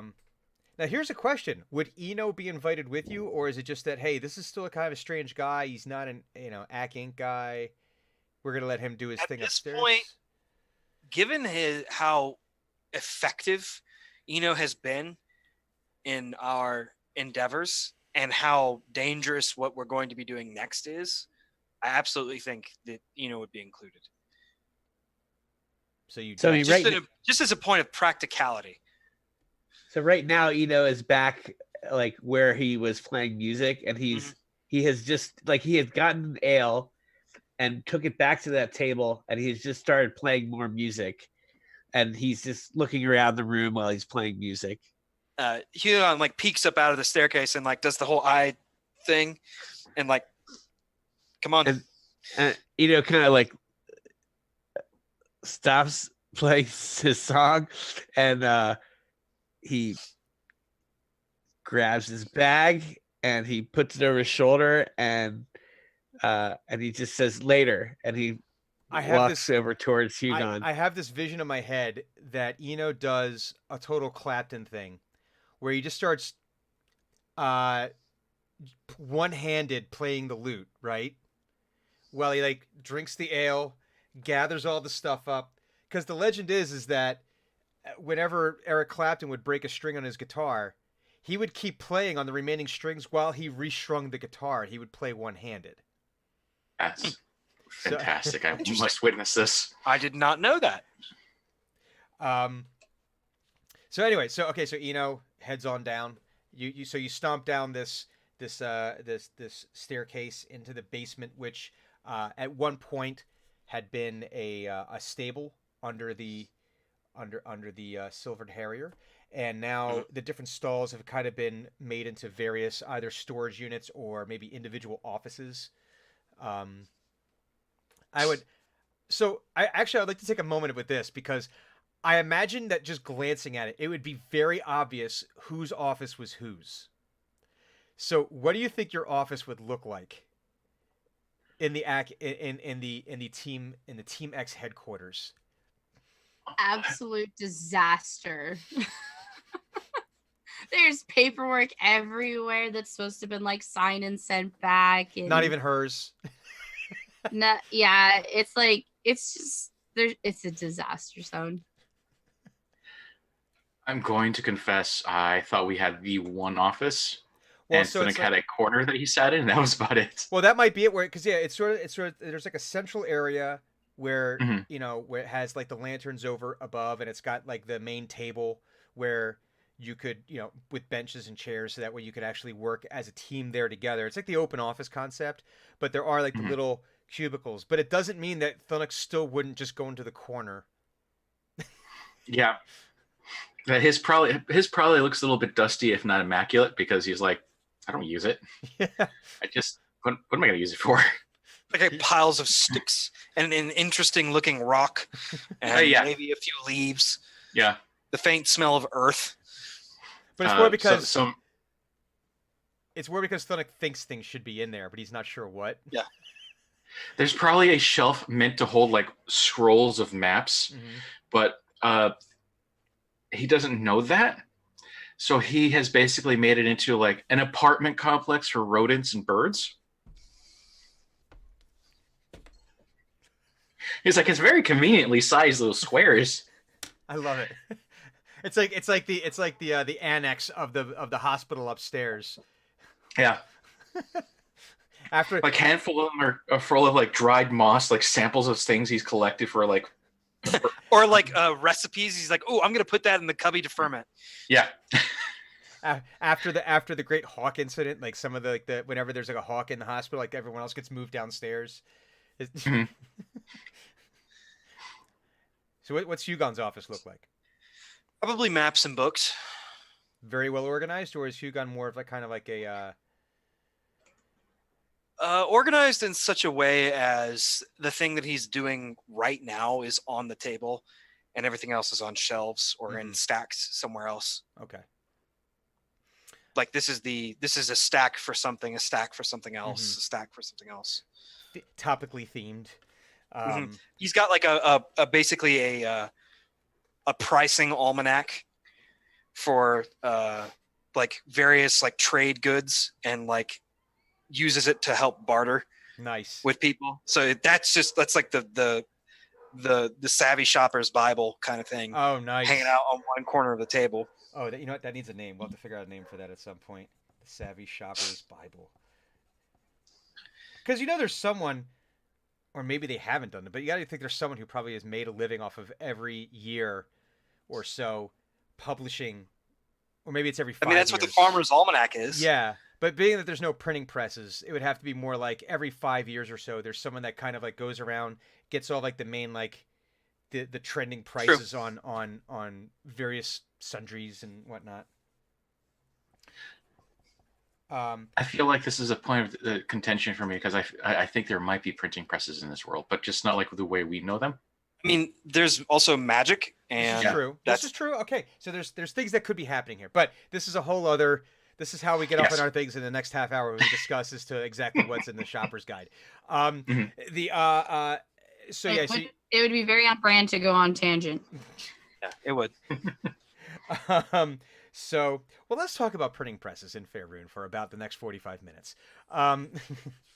We are the this week today of Dungeons and Dragons. We're going to have an exhaustive conversation about. I'm not opposed. I'm not exactly opposed to this idea. We will absolutely dive into that. But as you come walking down, it's the first time you've seen this, and you can see then there's this.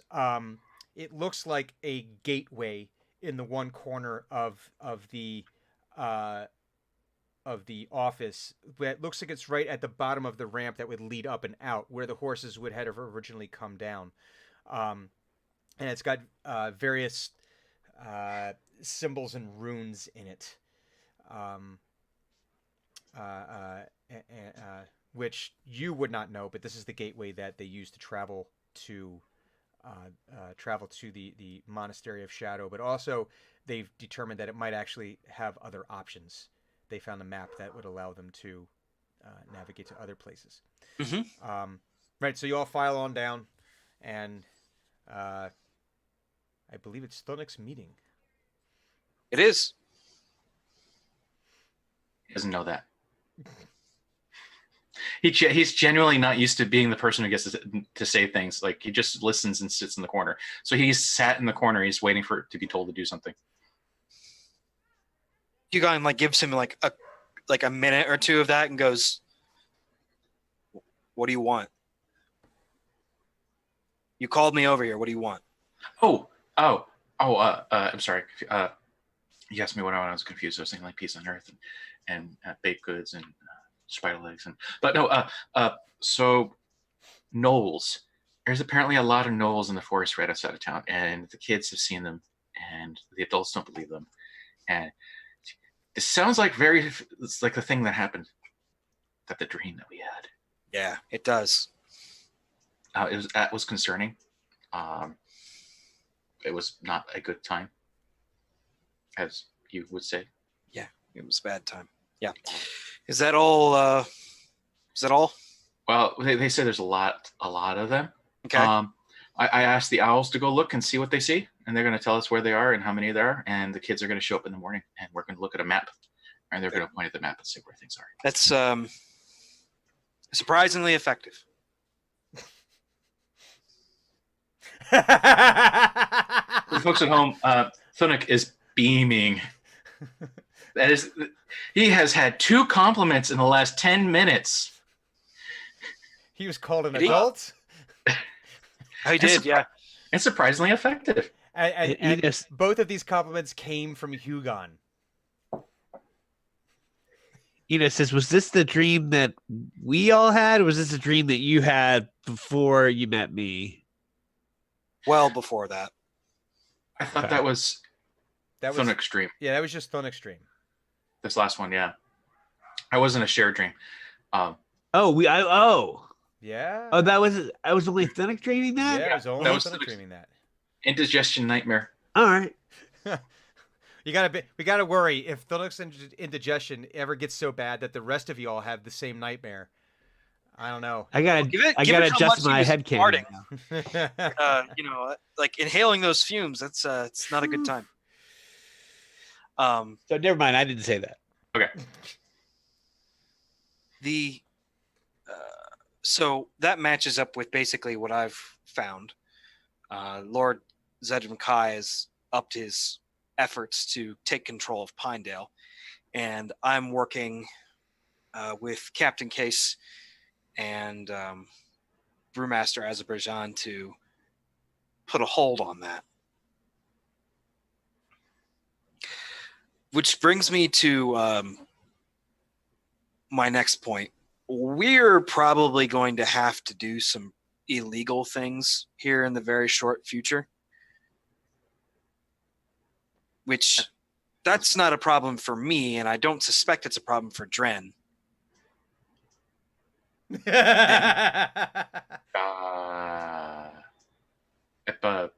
a big nah. I'm good. What sort of... Do I get to blow anything up? Maybe. It depends on how much trouble I have. Illegal bad or illegal not good? I don't know. Illegal, we'll figure it out later. Illegal in the way that they're not going to let us do it, but it needs to be done. Oh. Okay. I guess we have to do it. Yeah. Another thing that we need to take care of is we need to go and get the book that you two left behind. Yeah, we were In talking about that earlier. Yeah, I imagine so. But it's not a real cookbook. No, and the recipes are not good. It doesn't really matter because what's in the book isn't important to us. They want the book, and so we give them the book.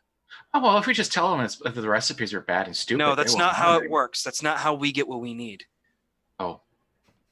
Oh, okay. Yes. What were they offering you to retrieve the book, if I may ask? Access to the entire library whenever I want. Reading's fun. Also useful. Reading is fun. Yes. And why does this guy what does he want to do? Destroy the town?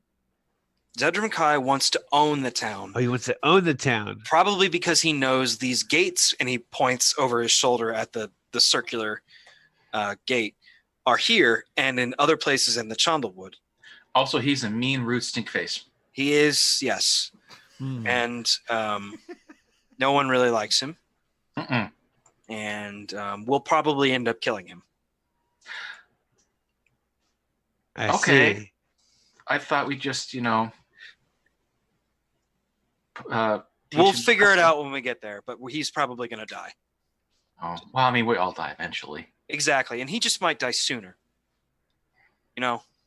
Sooner than us, hopefully. Much sooner than us, hopefully. Out of curiosity, was Zedram Kai, is he an unhealthy looking aged individual or some degree? No. I forgot. He's a weasel faced looking motherfucker. No, Okay. he's probably in his 40s. Oh, okay. He's Hugon's age, essentially. Yeah. Hale and hearty. I sense a vendetta. I mean, insofar as I don't like him and he's a danger to everyone And in I hate his town. stupid face. I mean, it's not. It's only a minor bit personal. I'd rather that he just stop living. Even my what's a vendetta? We'll talk about it later. Okay. And I'm assuming that this is not an official no. Acquisitions Incorporated job. It is not, and it's probably for the best if it stays that way. At that point, I kind of want to do like some kind of thing where I'm throwing like papers everywhere and it's just kind of adding to the mess of things. Speaking of official, throws out like this scroll. Going What into is like that? full business mode. How would you like to join Acquisitions Incorporated? I have a contract right here. I have a contract that spells out exactly what you'll give up. I mean, exactly what you'll get. I mean, Yes, I'm familiar with contracts.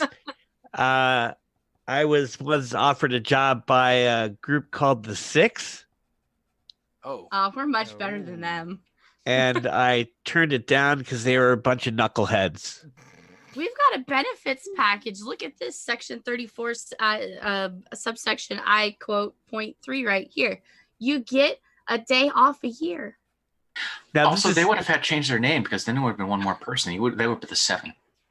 no, Yeah. I don't think that's how they operate. But this is not an internship, right? Is this full partner? What are we looking at here? There's actually several Well- positions available.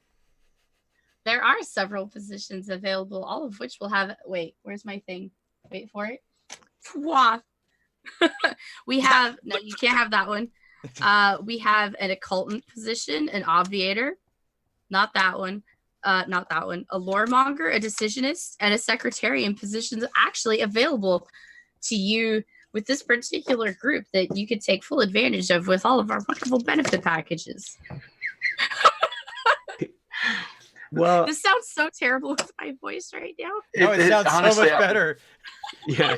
It feels like you've spent it sounds like you spent the entire day in front of a crowd of people trying to sell I them on know. this tiered project, this basically pyramid scheme. It's so terrible. And now you're at the point where like just sign, and I get money.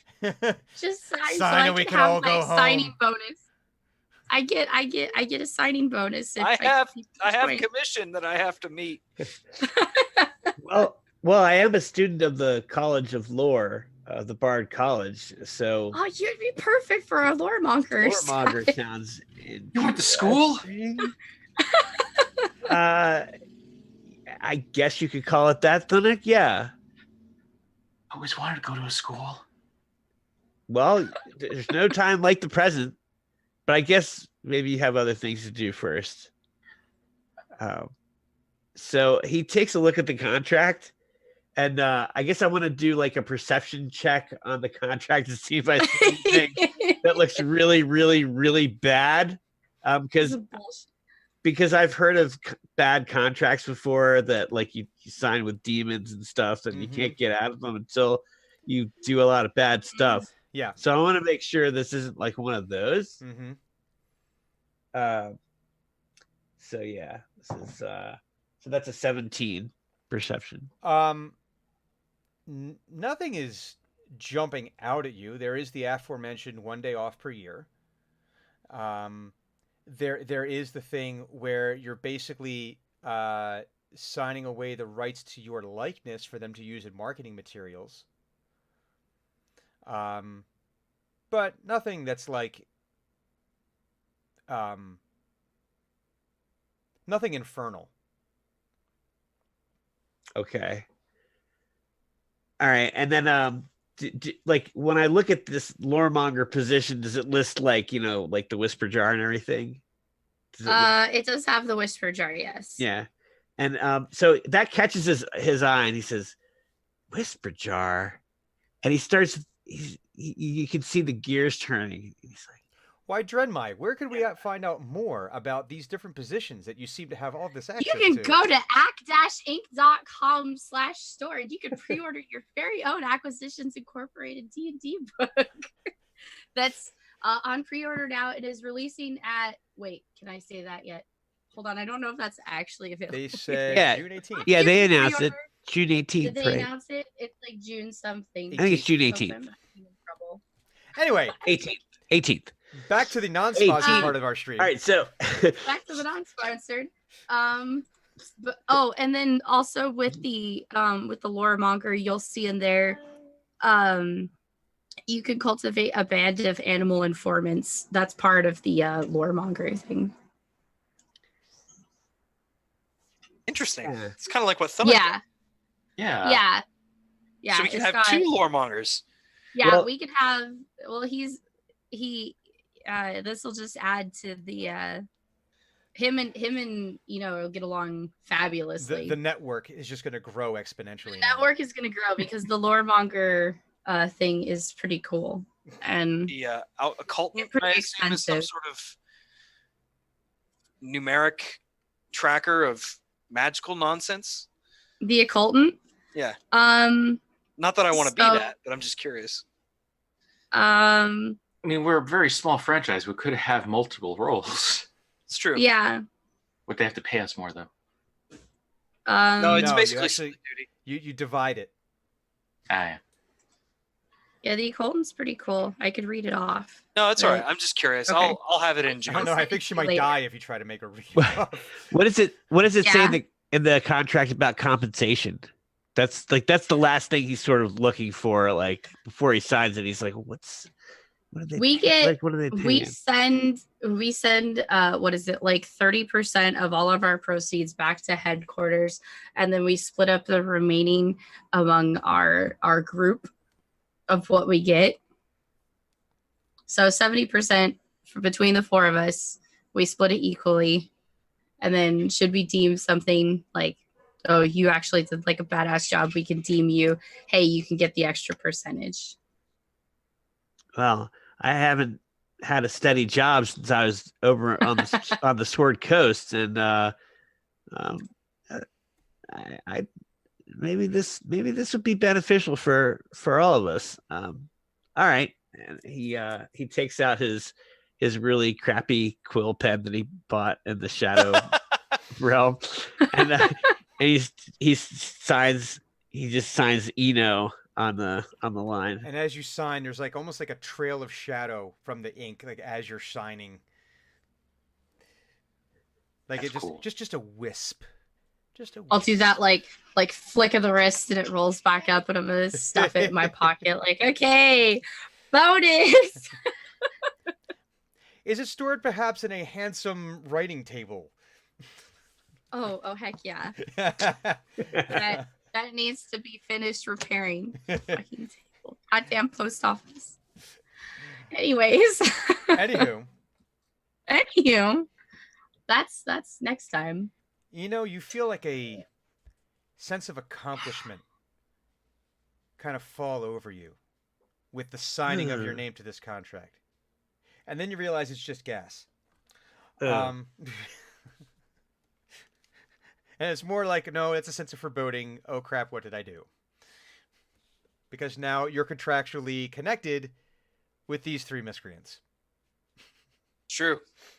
And we are miscreants. I bet. Very much so. It's like the Welcome to Acquisitions Incorporated Team X.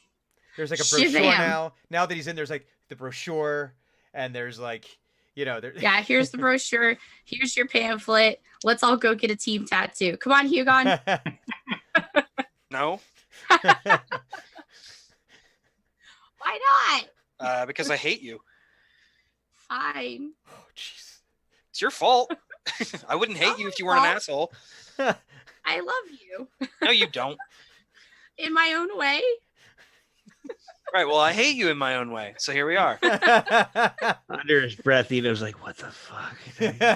What I just do. This is all very confusing.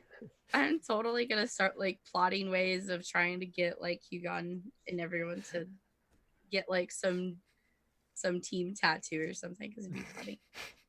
I swear to God, if Hugon wakes up with a tattoo, he's gonna kick your ass. Oh my god! I wonder if I have a spell that puts people asleep and then I could just grab it I am somewhere. going to beat you. I'm looking now. Like This is every one of D&D. your fingers My broken. God. I I'm do sure have that suggestions. tattoos can be like, Alakazam, you got a freaking tattoo. Good night. Yeah, oh Go god, out. that no. No, you mean like Divergence?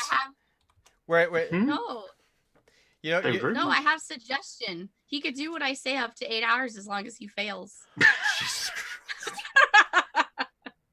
I get a save because I hate you. Christ. A bonus on it. Oh god. Also, swear to God, if you actually start casting spells on Hugon, it's going to be a bad Christmas. I know it's gonna be super funny though. Okay, let's continue on with Yeah. the story. On with I the story detailed here. stuff. And then And then And And then then after the contract, I might actually like move enough papers around so I can actually find wherever my desk is. So what are we doing? We are going somewhere. Are we finding the book? What are we doing? Well, I was. paying What? attention. Yeah, I I know. wasn't like in character. I wasn't paying attention to I'm whatever. he was aware. talking Much like always. We need to go get that book. Either, maybe not tonight, but soon, like by the end of the week. How do you feel about spiders? They're tasty. Shut up. Why is this important? Because it's an outstanding contract that we have, and you know, Contract we're over. And like he tears it in half and throws it over his shoulder. spiders, we can kill a- spiders. We I can have kill no spiders. interest. there's a We- flash from the writing desk, and when you open it, the contract is And like Hugon is legitimately surprised, like, oh shit. I didn't know that was gonna happen. I'm still not doing it. Well, maybe we should at least tell them we're not going to do it. Maybe you guys can do it by yourself on your own time when we don't have the whole fate of Pinedale hanging in the balance. Maybe we can prioritize just a little bit better. It sounds like there's more important things that need to be done.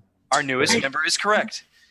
It was just more that we're here and we could, kind of take a detour along up to, find the book. No, I After didn't we're sell it well enough. you did after not. we're done, Dreadmai, She's exhausted. She's been selling this contract thing all day. It's just like, Yeah, no.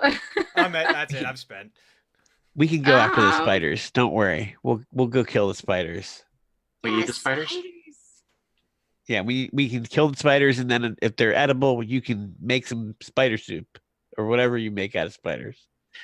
Candied spider legs. I don't know. Grilled spiders. And eat them. Anyway, Could The you back next to week. important like topics. maple candied spider legs? Grilled spiders Grilled, the proto-human has just suggested grilled spider, and I'm all about it. All right. Exactly. Well then what are we waiting for then if we're Well, I just gonna would go like- back there? I mean, like, I would kind of want to sleep. It's been a long goddamn day. Okay, fine. And Do you also, want I want to tomorrow? try and secure some members of the town guard to speed things up a bit.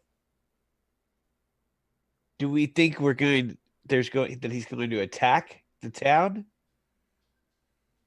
That will also kind of depend on the report that those children give. And that's in the morning, right? That's in the morning. Okay. And also, I have a meeting with my crew in the morning. So if you're gonna be training, what's to say the three of us couldn't go retrieve some giant spider legs? I don't Like, care what you do. You are all adults. I'm not wasting my time on it. It's supposed to be right outside of Pinedale, so I I- can't imagine it would take us more than a day. You're never going to be able to convince me to want to go kill spiders with you. I'm I fine don't with like it. you at the Do- start of things. Do you I'm not not- like Are you afraid of spiders, Hugon? Spiders. You know what? No, you know how I said you're an adult earlier? I was wrong. Oh. Yeah. Oh, Jesus. I made a mistake. You are not. You're not. It's okay, Thunic. Some people are afraid of spiders. It's okay.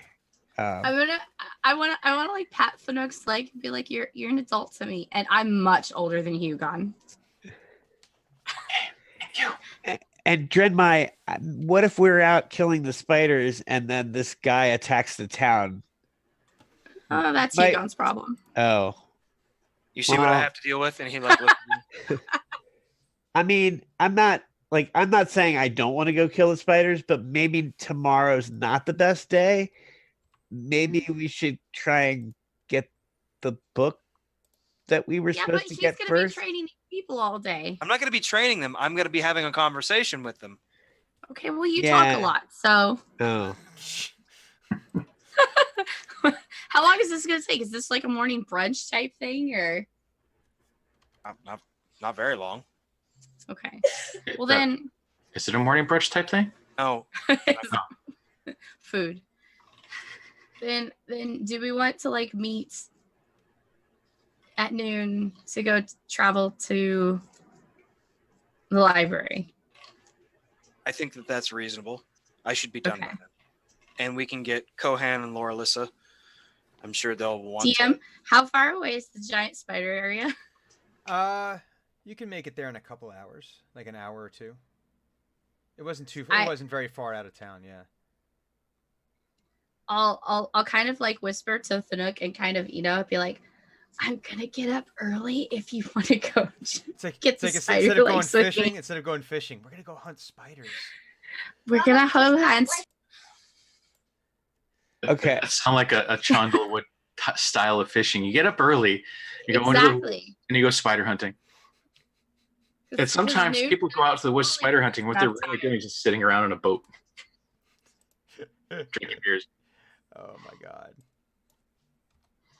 You asked for this. It's sitting there as one of the active contracts. I know.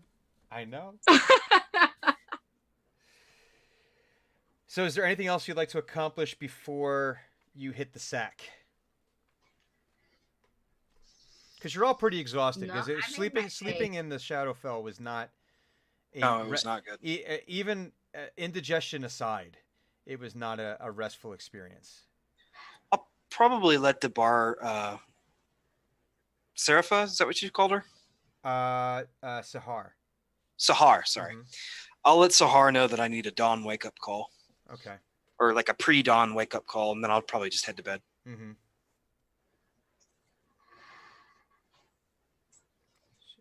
Okay, so you got that squared away. So tempted there to like make a special alarm clock for Hugon. Just saying. Eno goes up to his. I guess I'm assuming that Sahar has shown him that he's like he has a room. Yeah. Okay. So he goes up to the room and he casts comprehend language, and he takes out the book that has Ut Placiat Laborum on the spine. Mm-hmm. And he starts because he's not sure like how much opportunity he's going to have to like really look at this book. Mm-hmm. So he probably is going to spend about a half an hour like trying to study this book to see if he finds those words, that he's looking for, and to see if he can find some kind of tie-in between those words and Acquisitions Incorporated. If there's any mention of Acquisitions Incorporated in this book as well. So this was one of the books you found in the library? This is one of the books I found in the library, and in his mind he's like, so this guy sent me to find this other book, the Abernac book, but this is also the book that the Acquisitions Incorporated team was sent to find, and I found this book which looks like it's got the words that I was looking for in it, and he just doesn't feel like that's a coincidence. These books got me fucked up. He's like, So he's been stuck on this problem like the entire time he's had this book. Mhm. He just hasn't really had time to look at it. He's like, you know what? I'm going to squeeze in like a half an hour trying to read this book. So he casts comprehend language, which lasts for an hour, which lets him read any kind of language that he sees. It takes him a minute a page to read if it's not in a language he knows. So you can read the. Let's do an intelligence check to see what you're able to glean. Okay. That is a 21 plus 1. Okay, so it's 20. Okay, you die. So Dreadmite. Blurg! Oh, I just read Power Word Death. Oh. Explosive runes. Boom. There are mentions in this book of an organization known as the Shadow Council. There are basically about different kinds of contracts that people have signed in exchange for money, power, influence. Not of the infernal variety, but more of now you have to do a favor. Like, infernal contracts are typically, all right, I do this, and then eventually my soul goes to one of the 9 hells. This is more like, no, you have to do a favor for us, and if you don't, we kill everyone you love. And then we kill everyone they love. Almost as bad. Yeah. We kill your friends, your family. We kill people that owed you money. They just go around and too. they basically Kaiser Soze your shit. Yeah, they're assholes. But with about a half hour precursory reading of there, you're not getting too much just yet. But you feel like there's more in there that you will be able to glean out of this. Now that you're getting, because for the first, like I said, the beginning part is more like just an introduction. Like the preface itself is wordy and unwieldy. Someone definitely liked the sound of their own voice when they were writing or dictating. Using way too many words. If you've ever read an academic paper, you can see they always use way too many words. Yep. It's along those lines. It actually lulls you to sleep. Yeah, like when he gets to the part about like, we'll kill everybody if you that you love if you don't follow through the contract. Mm-hmm. He does pause there and he just says to himself, the fire? And then he just keeps reading and then he falls asleep. And it is a restful sleep. This is one of those ones where you read and the eyes just start like you're like drooping off like as you're reading. And eventually it's just you sort of like lean back, pages are bent, you're just I'm not gonna lie, that is a foreign experience to me. Cool. Usually if I find a book that I want to read in bed, I'm like, you know what? I'm just going to finish this book. And then I look up, it's like 4 a.m. and I'm like, oh, damn it. Thunic and Drenmai, any things that you guys would like to accomplish? Anything you guys need to do before you go to sleep? Or is it just hit the sack, start sawing wood? I think it's bedtime. Bedtime. I wanted to plot, but I know Hugon would be really pissed at me. And we're about to leave. To be fair, so... his default state with you is anger. So I know, but I'm trying in Dren's own way to figure out how to make things good, but we're not like compatible at all. So it's like this will be an interesting conversation. Yeah, so be like, well, I guess that doesn't work because he didn't like when I delivered him breakfast. So let's try something else. It's not that you delivered a breakfast; it's that you were an asshole about it and smacked him in the face. No. The breakfast was fine. To be fair, I didn't mean to. It's just yes, you did. You exactly meant to. Wild magic's a bitch. Things happened. I don't know. Things happen, No, I think I'll just kind of plot for now. But I'll go to bed. Yeah, I'll scheme. I imagine there's like she has like now like a separate little pocket, like a little tiny little book that even tiny Oh, by I her have a little standards. notepad. And it's just Like I'm w- taking. but there's notes. one now. There's one now that's just the Hugon notebook, God. and there's all these little. And it's in like perfect handwriting. It's not serial killer creepy at all. I swear. Well, no, because you think about it. So encouraged. Well, no, think about it. When you do technical drawing, mechanical drawing, things like that, everyone uses the exact. You're taught a certain kind of lettering, so that way it's very, very legible. That way it doesn't matter who's And it's reading on it. that like graph paper. Yeah. It's not on standard paper. It's on graph paper. So this is probably something that your dad taught you. You know, when you were first learning about tinkering, was that part of it was the note-taking process. People don't always think about it. Oh, I just build it. No. Copious and detailed notes that you never have to worry about misreading at a later date, because you don't want to have accidentally tinkered something really awesome, but then never be able to replicate it. So yeah, Drenmai's got very good. It's all about the notes. Very good. And Hugon is very complicated to Dren, so it's like, okay, lots and lots of notes. Is there really pointless things? Like he drank water this way, and it's like one sip, but left like a third of it, and then left the table. Like, this is really odd. Why didn't you drink the last remaining?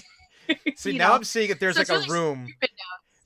I see that there's something. There's like a room. Like maybe if she goes like down to her office, like after everyone goes, she like tinkered something where like she moves the desk, and it's like one of like those murder mystery things where there's strings everywhere. There's like a drawing of Hugon, and like yeah, I'm trying to figure Hugon out.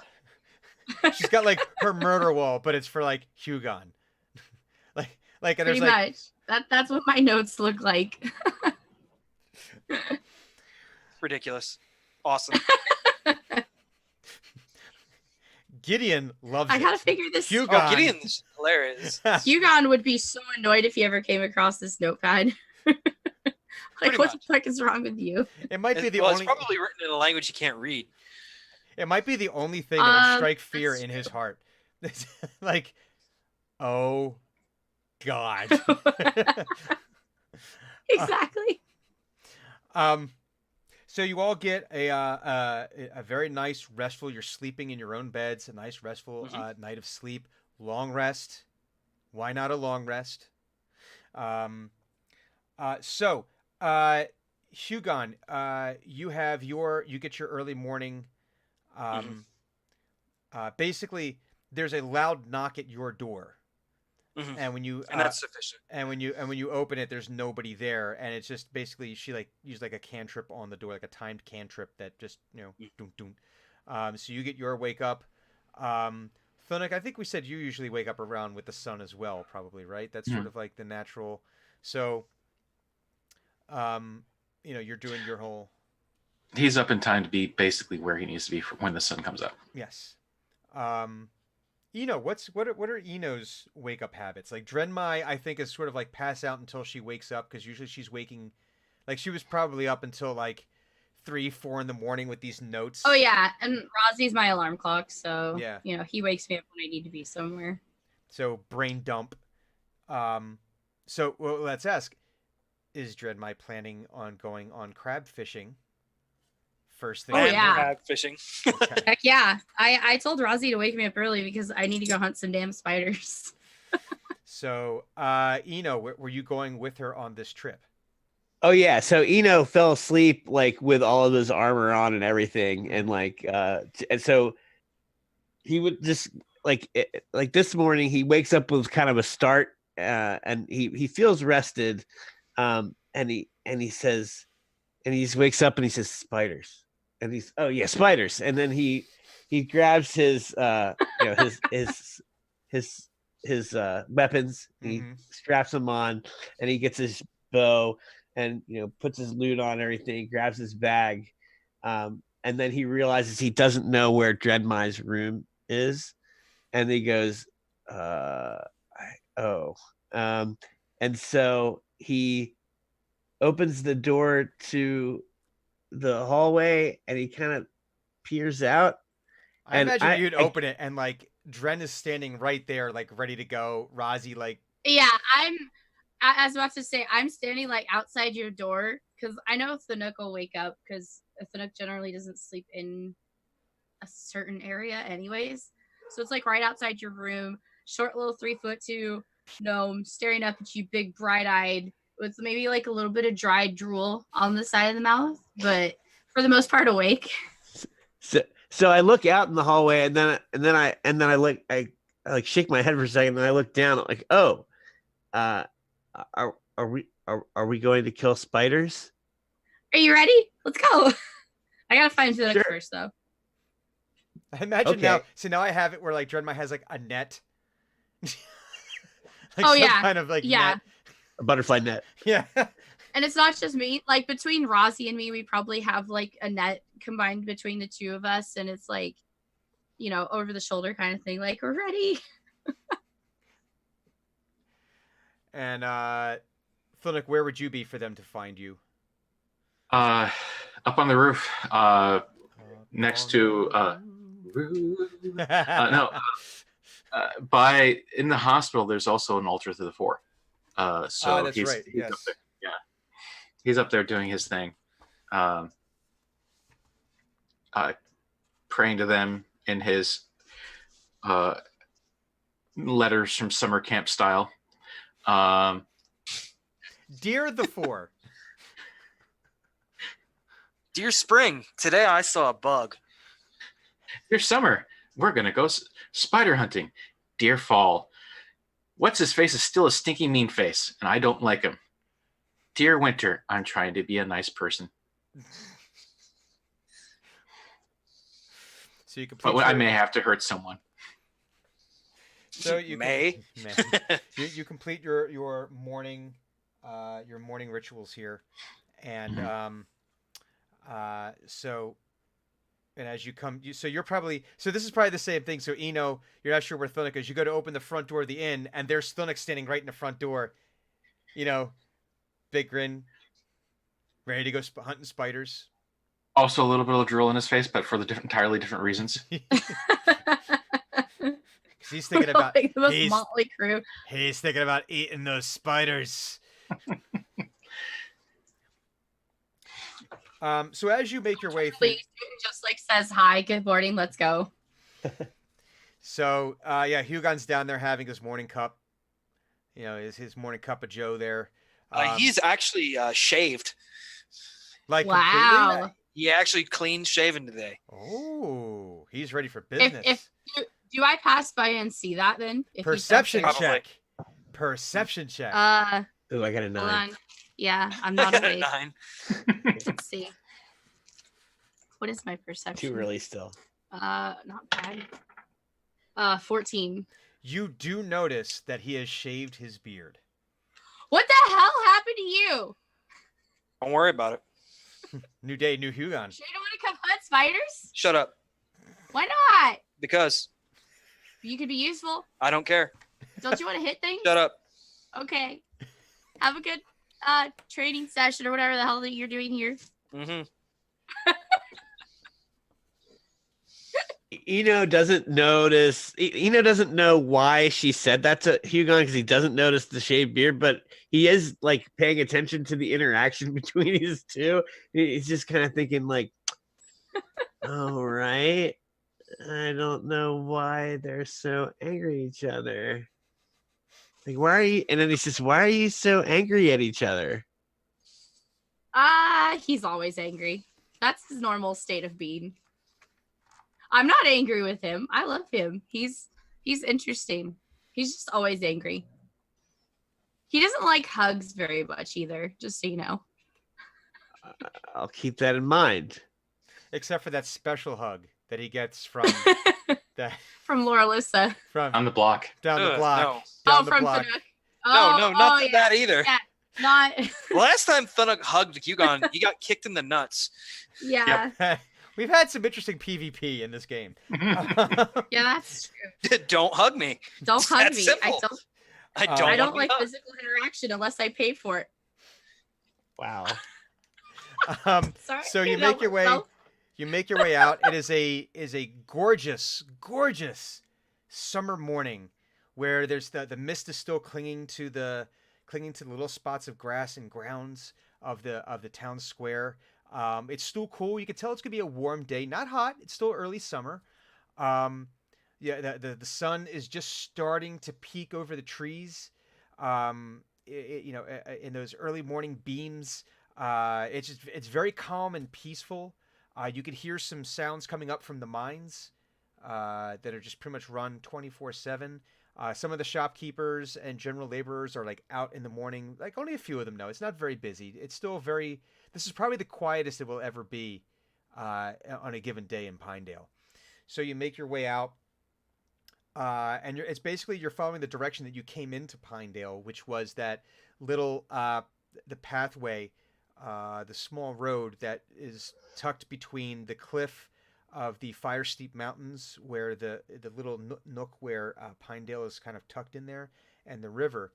And you noticed something there that was not there before. And there's actually a little fortification built there. It's about a 10-foot high wooden wall. Made out of harvested logs, sharp points on top. There's a little like walkway across the top where there's two guards that are kind of hanging out there. The doors, there's like a door, a wrought iron door that allows for like one person at a time to go through. Thunuk, you would need to actually like duck down to get through. You can see that it looks like the wall could actually open up more to allow a cart through, but right now it's only like the little steel, iron door. When you get out front, you see they have those. I don't know what the exact term would be. It's basically like those things that that they used in World War II to stop tanks. Like they're like the pieces. It's basically two I-beams welded together. They're called. Are you thinking of like they look like jacks? Yes. Yeah. They're called a hedgehog. A hedgehog. Yes. Built out of wood, sharpened ends. The logs are sharpened on the end. A couple of them. So you make your way out. It's a relatively uneventful trip back down to back down to the cabin where you knew the spiders were. I see a spider on screen right now. And he's gone. And he's gone. So, but it's, early morning, lots of bird sounds. The birds are usually noisiest in the morning. Thunuk, this is them sharing them with each other, the various news. It's them basically talking on their way to work, very noisy and all that. And after about an hour's hike, you're able to make your way to the cabin that you had identified before was infested with spiders. And you can kind of hear that chittering sound coming from within. Webs hanging over the windows. You can see the front porch has got kind of like a sticky residue on the front of it there. How big is the cabin?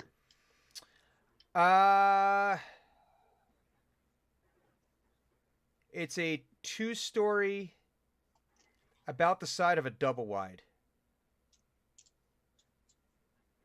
So you're probably talking about 20, 30 feet by about 20, 30 feet, and it has a second story on it. Porch out front. Okay. Very rudimentary porch. So this would be very easy to just burn down and be done with. That's looks at the thing that says, I'm assuming whoever gave you this quest wants the cabin to stay a cabin. So the quest was given to you by Frug. I don't know if that was actually specified. Well, remember, the quest was given to you by Frug, the gourmand orc. And for Groom Shroom's Toasty Treats, the food cart that he runs in town. And he was asking you to actually get the spider legs specifically because then he can cook them up. He doesn't really give a shit about the cabin, is what you're saying. Yes, but you have to imagine if you cook the cabin, you cook what's inside the cabin. You cook the legs. True. All right. So would take a look at the contract. I'm assuming Dren has the contract with her. Oh yeah. I've got the contract. So I'm like, oh yeah, we can't just burn it down.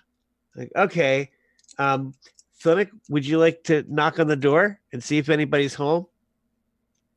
Okay, sure. I think it's just going to be the spiders. Oh, well. But you know, I mean, it's polite, so you know, of course. That's what I think. So Thunuk walks up and knocks on the door. Says, "Hello, hi, we're from Acquisitions Incorporated, Team Xenogog. Are you spiders?" It is Roll met. initiative. It is met with silence. I guess spiders don't speak common, do they? Oh no, they don't. No. You're right. Thunuk casts Speak with Animals. Okay, so you cast Speak with Animals, and you and you knock on the door and repeat again. Yes.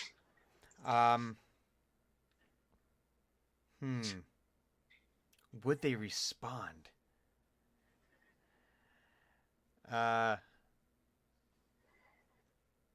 spiders can't hear, so probably not. Well, there'd be vibrations. It's true. You hear nobody in here but us. Ocelots. Fucking Mirkwood. God, just burn it down. I don't remember what an ocelot is. It's a monkey, They're right? like An they're ocelot is a medium-sized small. cats. Yeah. Oh yeah, that's right. It's a cat. Oh yeah. Well, that will have Thunuk very interested because Kitty. Hang on. I think I should. Hang on. Let me. Roll bluff against Thunuk. Thunuk, what is your? Give me a wisdom check. Oh, okay. That would be a natural 20. Plus Ooh. 4. Yeah, you know they're lying. That's not what an ocelot sounds like. That's a spider. They're not cool. They totally didn't tell you that they were This spiders. this spider is lying to you. Yeah, this spider just Spider's lied an to you. You asshole. asked it a direct question, and it Yep. lied to you. And not only did it lie to you, it said it was something cute. Mm-mm. See, spiders are jerks. He turns to Eno. See, spiders are jerks and they lie, and they're mean, which is why they're tasty. Ina says, "Well, Creature's tastiness is proportional to its meanness. you open the door, and Drenmai and I will ready some spells, and we'll fire at the first spider that comes out, and we'll see what happens." Now they know you're going to do that, not knowing, of course, that only he can do this. Speak with Animals, saying they. Do But what? We're not going to do anything. Oh, no, I don't hear that. No, you don't hear that. No. Thunuk hears that. Thunuk hears it.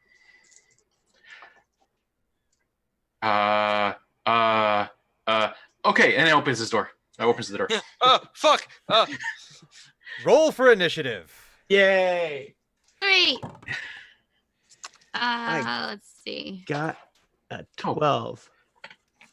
Okay, that's a bad. It's a bad number. 14. Hang on. Oh wow. Is, 1. Oh Ooh. God.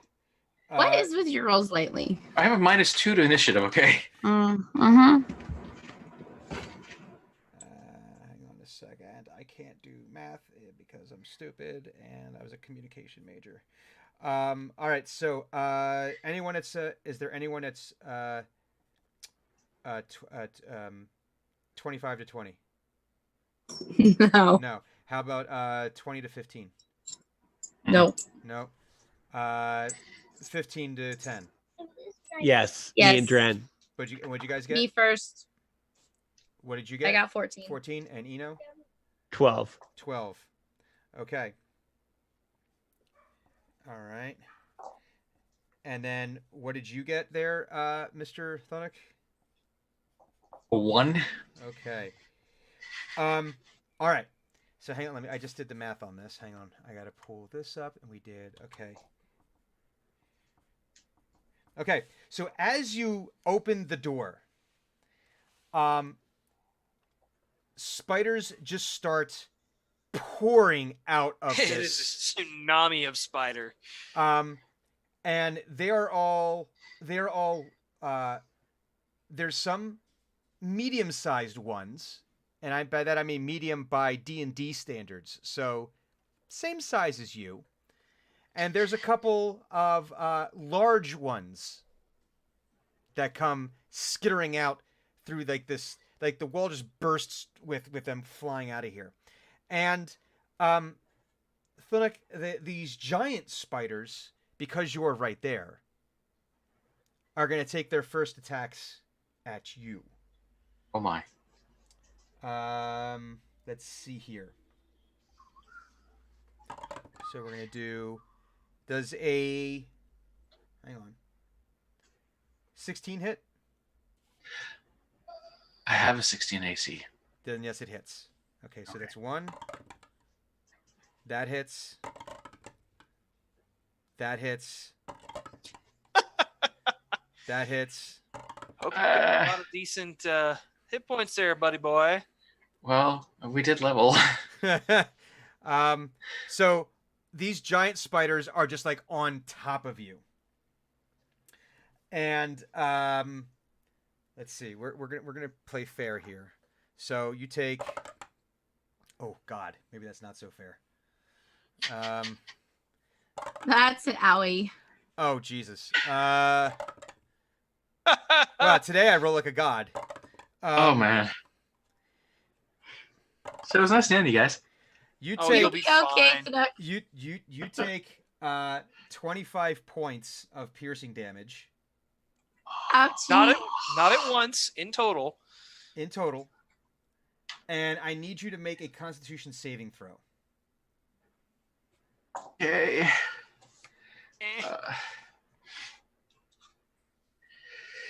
Eh. 14. Okay, so you're fine. So you feel as they are all like all over top of you and like trying to go after you there. They you can feel the pincers all like sinking into you, and you feel like the burning of them injecting their venom into you, trying to subdue you. But you're able to fend them off. Some of them you're able to like push them off before they're able to really get a good hold of you, and you can see the venom like dripping from their fangs. The one that is actually able to you're able to feel it, and you start to feel like your arm start to almost seize up, but then you're able to just shrug it off and force it out and just move past it. Drenmai, it is your turn. So they basically all swarmed around us, right? Yes, it is what you could call Cool. a target rich environment. So everything that's in a 10-foot radius around me needs to make a Constitution saving throw. Like even your friends. You can say everything. You did say everything. It is every creature. Okay. So yeah, technically everything. Everybody. So what is the number She one? did love that my shit friends. to me Fuck! yesterday. I love my friends, but I hate spiders. What is what is the number they're trying to hit? You need to hit 15. I got an 18. Okay, no. Okay, so you're saved. So the 320. the giant wolf spiders did not make their saving throw, but the giant spiders did. Okay. Let's see. Oops, check die. That's 13. That's 20. 25. 29. They all God. take 29 points of damage, and then if they saved, that's what, 15 points of damage? Yeah, 14. 14 No, and a you're half. right, 15. Yeah, we'll round up for that. So hang on a second. So I'm taking 15 points of damage. Yes, you are. Jesus. I'm casting Shatter, and it's just going to be a loud ass noise to be like, no bad spiders, boom. All right, so it was 29? Ah! Blap. Jesus Christ. Yeah. I get to do 5d8 damage because I'm casting it at level 4. Because I don't like spiders. Okay. Jesus. And then the other one, hang on. You don't want. Yeah. Minus. And if they keep their shit up, I'm going to set everything on fire. Fair warning. All right. Eno's gonna say, can you cast that a little bit farther away next time? Sorry, it was reactionary. Okay. So, hang on, I'm doing some math here because that's Jesus Christ. You send me on spider mission, I'm gonna fuck up some spiders. I did. And listen, this is just what happens. So, for the giant wolf spiders, which are the ones that are more like Eno sized, you're able about 3 of them or 4 of them just die. Like you can just see there's kind of like this, like their heads almost Good, they're they bad. just crack and they just like just ooze, like this weird green ichor just starts pouring out of their faces and out of their joints, and they just kind of die. But there's 2 left or 3 left. One of them's looking really, really bad. As far as the giant spiders go, you're able to all of them are looking pretty haggard. They're not doing so great. But now it is the wolf spider's turn. And Dren, they're gonna make a big creepy crawly jump for you.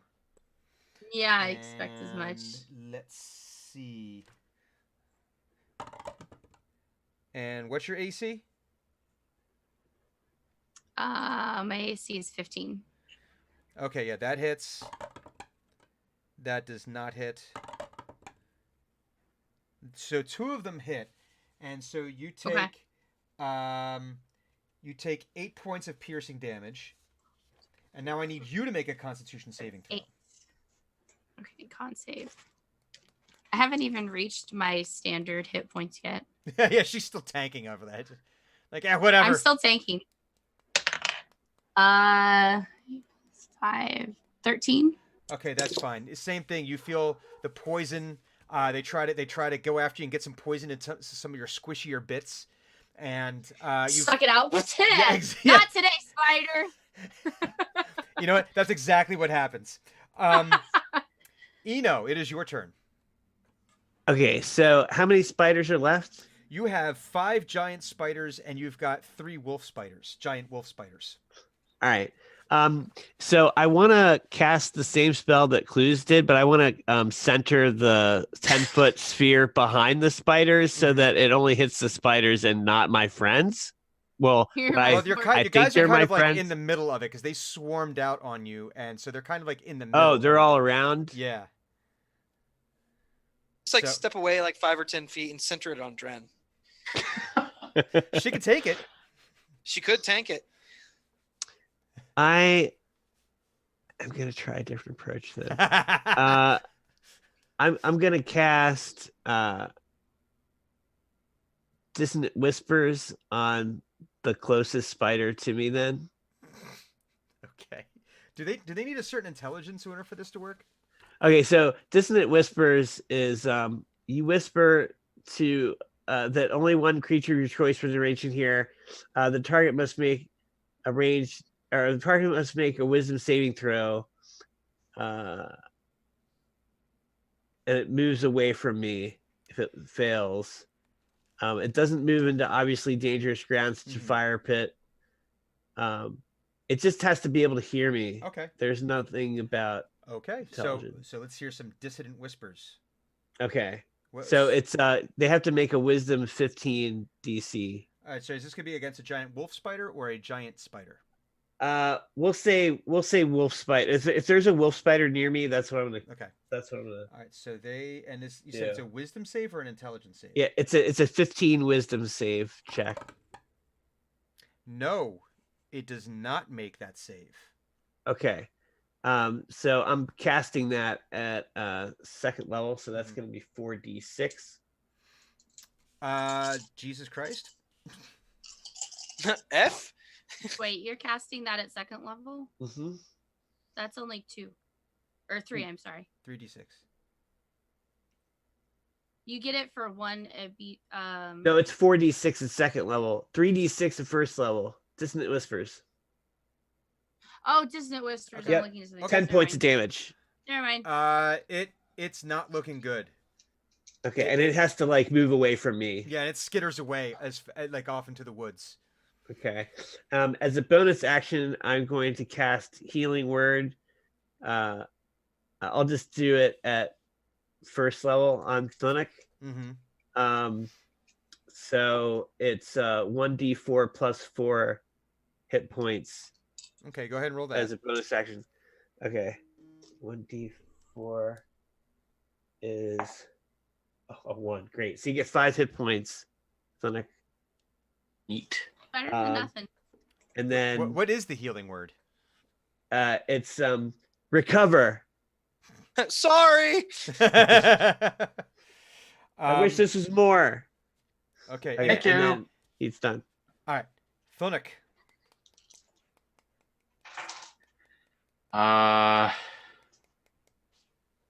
Checking plant growth to see if it's a bonus action or not. It is not. Dang. Okay. You also have your specials that you have never used. I do. Are those actions or bonus actions or what? It would be an action. Yeah. How many spiders are on me? You've got 5 giant spiders on you right now. Oh. Oh man, this is tempting. This is a tough decision. I'll do this one first then. I'm going to do Spirit Guardians at Oh fourth. God. Okay. Spirit Guardians, when you positively absolutely have to kill every motherfucker in the room. Yep.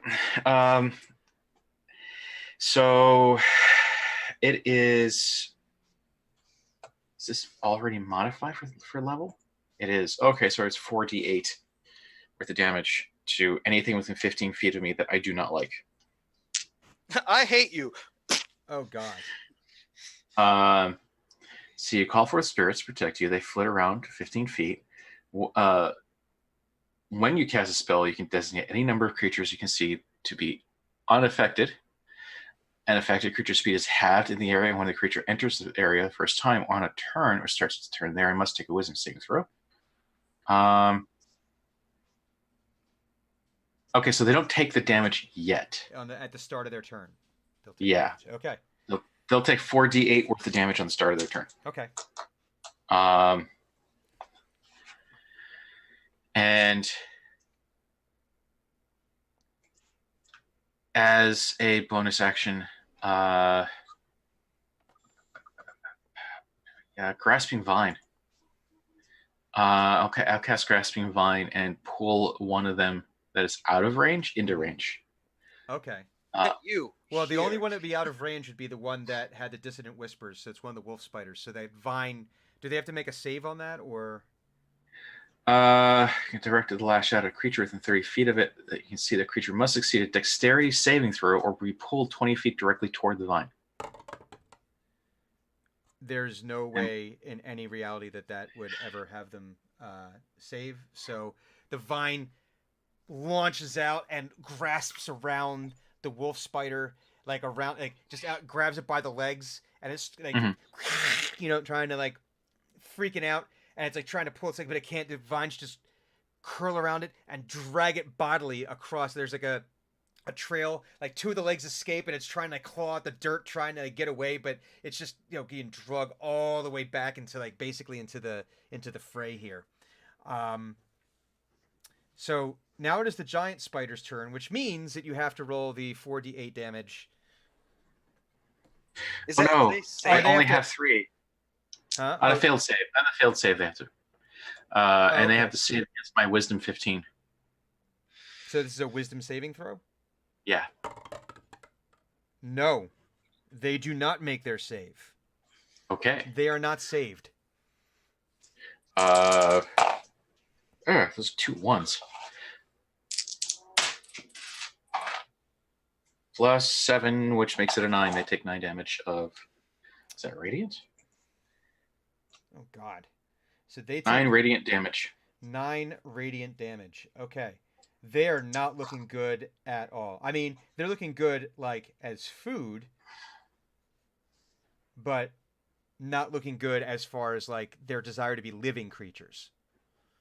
They're hurting. in a bad way. So, but now it is their turn to attack you. So, Thunuk, they're going to come after you again. Oh God, that's a jack die. We'll try that again. Okay, no, no, no. Oh. Yep, 1. Oh God, and a crit fail. So okay, so they do. So you take another 6 points of piercing damage. So you know, it's not. They're like they're just so distracted by being stabbed at by these spirit. How did we define the spiritual guardians again? Was it just sort of like birds flitting about, or I forget how you? It literally, for those who recall Superman 2, it looks like Phantom Zone pane of glass, but in the Phantom Zone, it is various seasons, iconic imagery of seasons. Oh, that's right. Ah. Yeah, Ah, and they sort of spin and wave around the air. they're being sliced. It's getting through their carapaces. You know, little squishy sounds as it's going through them. Dren, it is your turn. How many do we have left? You still have 3 wolf spiders. And you have 5 giant spiders. Okay, so I want to move so I can try and get as many of them in a line as I can. Mm-hmm. And I'm going to lightning bolt them out of my lantern here.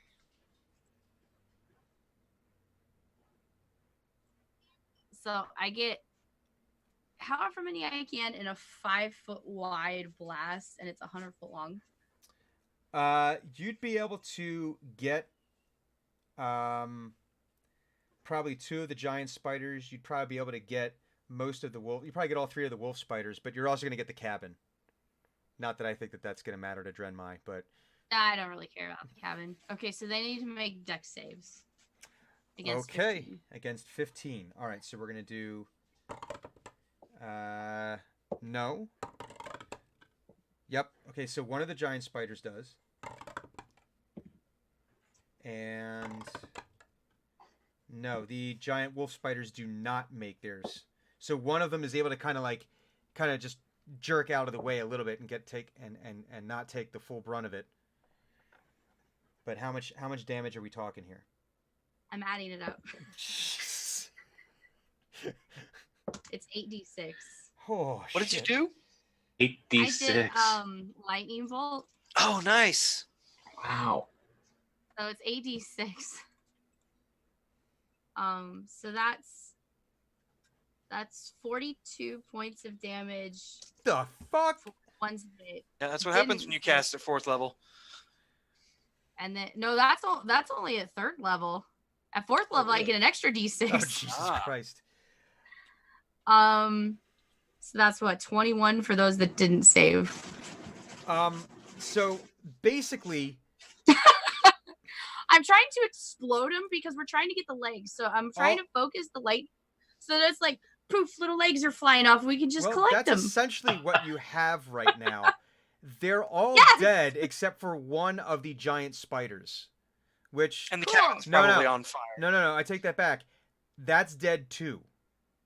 So the spiders are all dead, a little electrified, and as this crackling energy that builds up and just launches out of your lantern. Yeah, it's just I'm firing my laser. Bwah! There is a thunderous boom from this lightning bolt exploding right next to you. Your ears, ears are ringing. Everyone's ears are ringing off of this. There is no cabin anymore. I'm okay with this. I need everyone to make a dexterity saving throw. Oh, Dex save. All right. What is my dex save? Oh, hey, that's not bad. for shrapnel. Okay. Except for right now. That's only 7. 13. 17. All right. 4, 7, 8. You all take. Okay, so Dren, you take 10 points of shrapnel damage.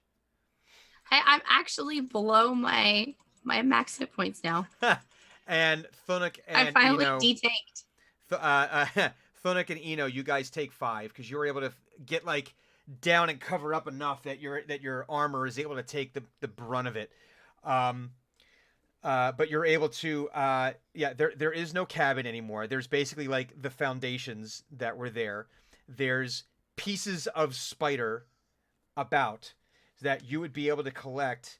Well, you got to figure 8 legs times 5, so you're able to get the 40 of the giant spider legs, and you're able to get 40 of the giant wolf spider legs. So 80 of these legs in their entirety. I imagine like Thanuk's carrying most of this because I can only fit so much in my bag.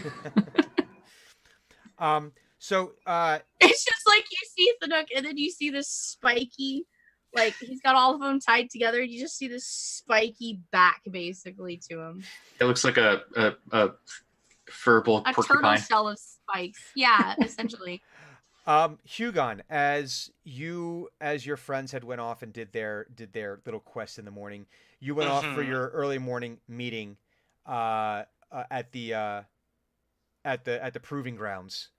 And when you enter in, you can see they're all in line, including Tadell. She's like off on one of the sides, with her quarterstaff, and they're all standing at attention. You hear Captain Case call attention, and everyone like you announce. You hear the boots like all click, as they there's that they all like come straight up in attention, and he says to you, it's your room, but because it's 10 after 7, we're gonna start off next week. Damn. Oh! I didn't know what time it was. I was like, Damn. I looked at the clock. We're going to start next week with you addressing the troops. Sure. Okay. I'm fine with that. We had unexpected combat. I didn't realize Hey. what time it was. No, it's I fine. wanna Which get, gives like, you contract then. which gives you actually, yeah, we could fix that. Which gives you though Yeah, the get that ability to spend contract a up. week. Cha-ching. It gives you a chance this week now to work out exactly what it is you're gonna say to your folks here. Well, it'll be fun. Yes, it will be fun. Guys, thank you very, very much. Well, first of all, players, thank you very much for playing this little Thank game you. we call Dungeons and Dragons. Oh, finally got to I kill thought we were the playing spider something else. myself. I'm sorry. Goblins Okay, and yeah. garrisons. Dollars and dividends. Dollars and dividends. No, that's next week. For the folks who are watching at home, thank you very, very, very, very much for joining us again. Hey, tell a friend. We'd love to have more friends, more precious friends come and join us so that we can We further... love you all. We do. And we Yes. like to further corrupt other people's morals as well. So, have them in. Let's have this whole be a satanic panic thing for real, man. Let's rock. Let's relive the 80s, brother. So hey, we're gonna take the briefest of Let's breaks. not. We're gonna take the briefest of breaks, and we will come right back with a little bit of a post meal aperitif known as table talk, and we will do that, and we will make sure that we are absolutely finished in enough time for you to do whatever you need to do to watch some show that I think is coming on for some like big season tonight at 9. Winter is coming. So. It's just a little Winter is here. All right, so we're gonna take the briefest of breaks. We will be right back, guys. So stay tuned.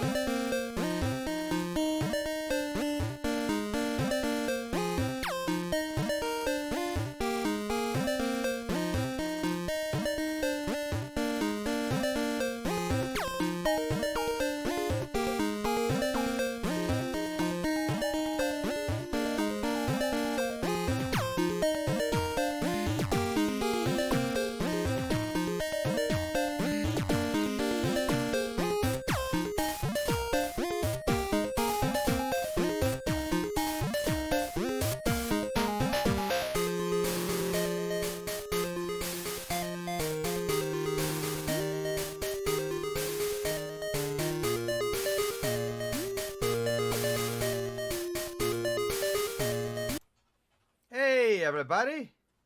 Hello. We are back with So long. with an episode of Table Talk now. I know that's incredibly exciting. You'll see that we do have. Rasan's getting because he needed food. Yes, he needed to eat before he goes to his other D&D game because he cheats on us with his family. He cheats on us. Oh my god. With his family though, so it's Betrayal. So, yeah, it was definitely a lot of fun to be back into the old shenanigans of Team X here. So, around the horn, let's talk about some favorite moments, and let's start with Miss Drenmai Gemweaver, otherwise known as Clues, otherwise known as Dragon, otherwise known as Clues. I think actually my favorite part was having Thanook come back. And he just falls right back into his old routine with the animal hospital.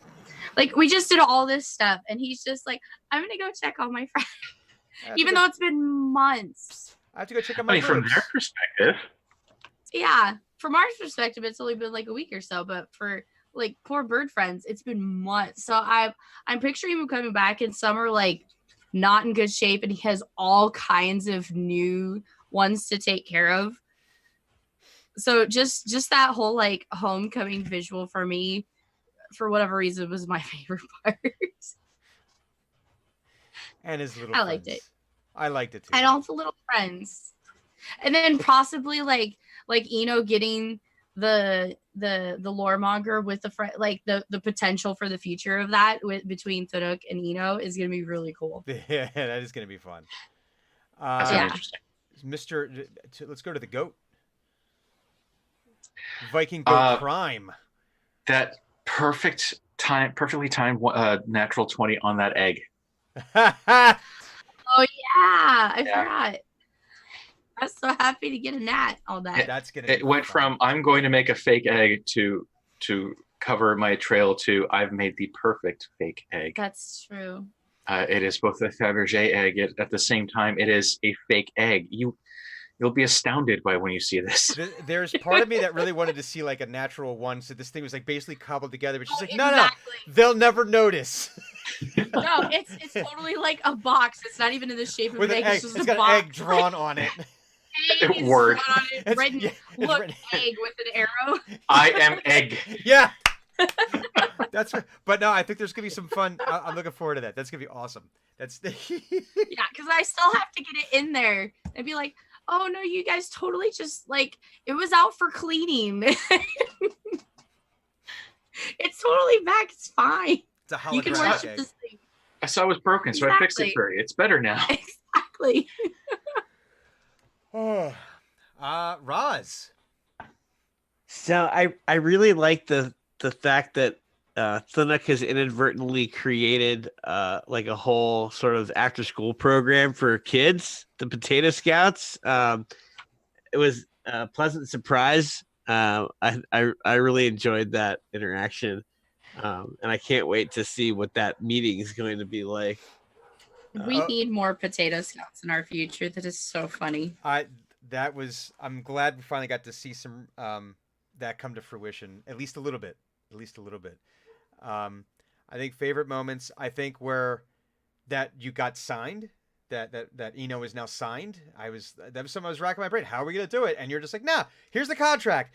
Boom, done. No, I was thinking about it for a while, and then I was like, well, Eno and I have had, like a couple things, and then I'm like, in character, I was thinking, this could be like a good addition to the team. Mm-hmm. So how am I going to bring it up that, oh, by the way, salesman mode here.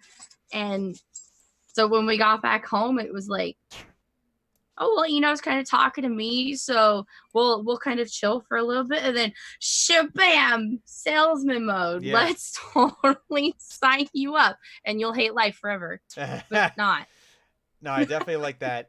You guys also you're laying out some fun plot points, plot hooks that we can maybe have a heist type situation. An inverted heist? Where you're putting it back without them noticing. Exactly. Uh, I've got to figure a way to get that in I there. And had I'm so to- happy that we got the damn spider legs done. I'm happy we got that done. I have to find the text file where I'm storing that particular piece of information. Wait, I can find it right here, right? It's right. That's only been sitting there, what, like a year and a Oh, half? no, here it is. Here it is. No, I did take Pass Without Trace, just to let you guys know. So, you know, We're going to be friends then to get this damn egg back. yeah, I got Pass Without Trace and Enhanceability for advantage on Dex checks. So, I mean, it's like double. Yeah, Double because my helpful stealth, for I have a stealth. +5 to stealth. Yeah, same. So I'm not bad on stealth, but I don't have like any spells or anything that are really quote stealthy. Yeah, I felt like that Oh. would be the best choice. I took that. Yeah. But I had to reach back into my notes from season 1 because that I was, know it's been forever. that was one of the encounters I actually had like planned out for maybe like one of the first 2 sessions. So that was so fortunately I had everything printed Yeah, out. we were like, no spiders.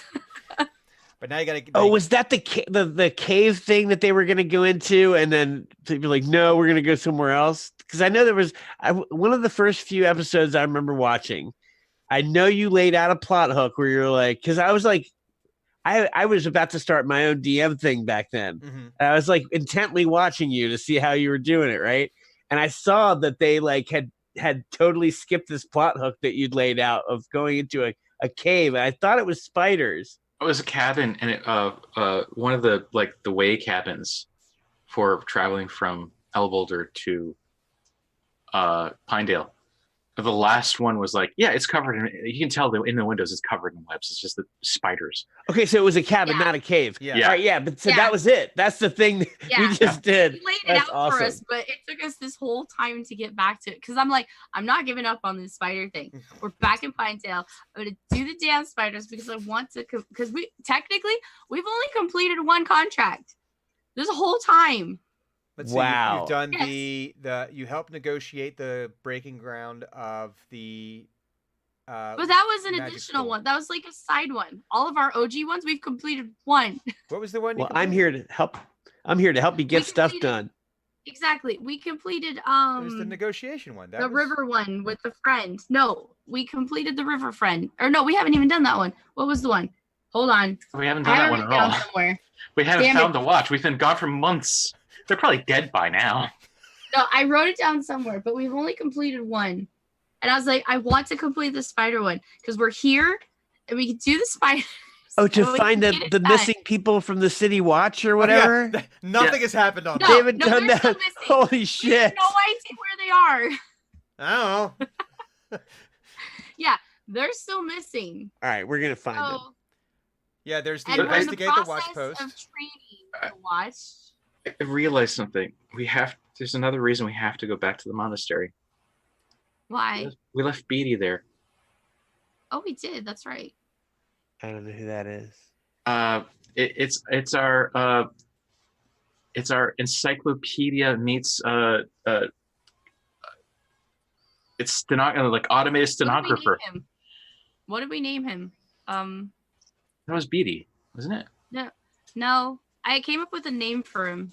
No, it was we did an abbreviation on it. It was Yeah, it was an abbreviation. I don't remember what I named him. it was an acronym. Well, you got a lore monger now, so Oh, Yeah. he's official It equipment stands for assigned to us. Buck. Buck, Buck, that's right, not what it was. Beatty. Buck. Buck. He's assigned to us from home office. We kind of he's equipment. We can't just leave him somewhere. We He's left capital it there. equipment. You just can't leave it. Just. He- oh yeah. He's acting property. He is acting properly, so we got to at least go back for him. But yep. So we left Buck there. Beady. You left the book there. You left Buck there. You still have to actually go back to the Get the monastery egg and tell back. them, "Hey guys, we actually completed the contract. We got rid of all the Exactly. of the Dwergar." Did so- we? Because Yeah, last we whatever. saw them, one of them went up at was in a mech and went to the top floor or something like that. We never Yeah. hunted them down. Well, most of them. We were just like, okay, done. Bye. Out of sight. Can't see it from my place. So I got what I was here for. CF. yeah, so that yeah, you definitely have some. There's definitely listen. There's plenty to do. I have left. Yeah. And I want to That's I want to see if this could be timed in such a way that we could do what I talked about. I don't want to reveal too much for anyone listening, if there is anyone listening or watching No or whatever. spoilers. No. But the thing I talked to you guys about that I would like to see come to a culmination at Unplugged, and I really want to see if I could time it Oh yeah. perfectly. Yeah. Because I think we could have a lot of fun. I'd love to do the live game at Unplugged. Yeah, I think we could have some gigantic piece of paper with 1-inch grid on it, and we will start With there. newly made figures. I hope mine gets here soon. So, but there was the mention. I think Potato Storms. You had. I thought I saw you post something earlier in. Oh yeah, the what when we were talking about the AC Inc. Source book that'll be coming out on June 18th of this year. Which, hey, maybe we'll be able to incorporate some of it. Maybe we'll just ignore it because we've already been. Because listen, we've been an official franchise of Acquisitions Incorporated since January of 2018. So we're Well, it was before. It was right after Unplugged, the first one. so December of 2017. Yes. So we're grandfathered in too. Yeah, we're grandfathered in. Well, you look at it I'm this way. actually gonna. We're so far remote that maybe this is like the experimental branch where it's like, well, if it completely goes to shit, no one else is That's ever what they going to know later- about it. That's the later alphabet is for. Is like maybe this will work, maybe this won't. Well, think about it. X is the letter they assign to any Yeah. experimental aircraft. Before it was the F-14, Exactly. it was the X-14. So the Yeah. experiment. So this goes deep. Good stuff.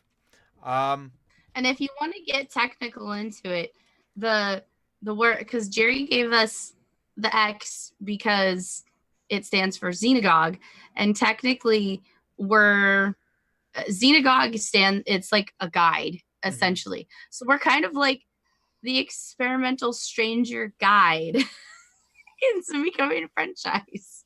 If you want to get technical with it, I like it. that's There's- what Xenagog means. It works on a anyway, so lot of different levels. Works on a lot of Yeah. different levels. I like it. It Um, does. So that'll definitely be fun when that comes out for us to pour over that. And I'm going to completely fanboy over all the other artists that got involved with that project because that's going to be just awesome to see all the other stuff. I want to see Mike's stuff, but I want to see all the other stuff too. It's good to book. And we are just, hey, we are less than 8 months away from the next Unplugged. Yes, we are. So I can't believe that it's already. I'm excited. I'm already excited. I'm like every time when I'm doing my I'm video already thing, stressed. don't be stressed. It's gonna be awesome. We're gonna have a good time. Do you know how much shit I have to make? I'm stressed. You have 8 months. It's gonna be fine. It's gonna be fine. You'll be fine, and before you know it, you'll be down in Byler's Donuts. You know, I didn't even get any donuts this last time. The last donuts that I had when I went to Unplugged was the year that you bought me, and that was the first year. I had a dozen donuts. So I bought a Mhm. dozen donuts, and I brought them up to me with that little seating area. And I basically tweeted out, I said, anyone who wants donuts. I think I told you guys too, but you were busy. You're fair because you had to get like 3 hours of sleep because you had just flown in. You took the red eye out. But I had a box of donuts, and that's actually how I met Tree Fence. How I met Tree. Oh. Because he just saw the tweet, he popped up, and we started hanging out, and then he started, and we met a new friend, and he hung out with us, and we were hanging out with. Tree's amazing. Yeah, it was great meeting him, and I didn't know that. Anytime I thought from I the have something going on, he's like, "Do you need any help? I'm here for you." I'm like, "I love you, Tree. You're so cool." I thought from your interaction, you guys had known each other for a while. And like, this No. is a new friend of Brian's I've not met before. no, but it just I generally hate crowds. He's very good people. But that's the awesome thing about Unplugged, because think about it. Yvonne, last year, it was just, oh, I have beer, but I'm not going to be able to stay Mhm. because of my flights.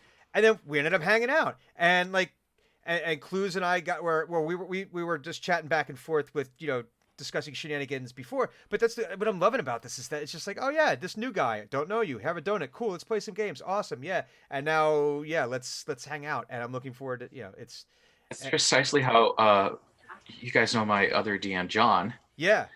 That's how we Yes, met. John. It's we were going. Neil and I and Amit were going to PAX Prime when it was still Prime, and I'm wearing an Anamanaguchi t-shirt, and he's wearing one too. And Neil's like, "You guys are wearing the same t-shirt." I'm like, "Okay, well, we're friends now forever." That's how that works. Yeah.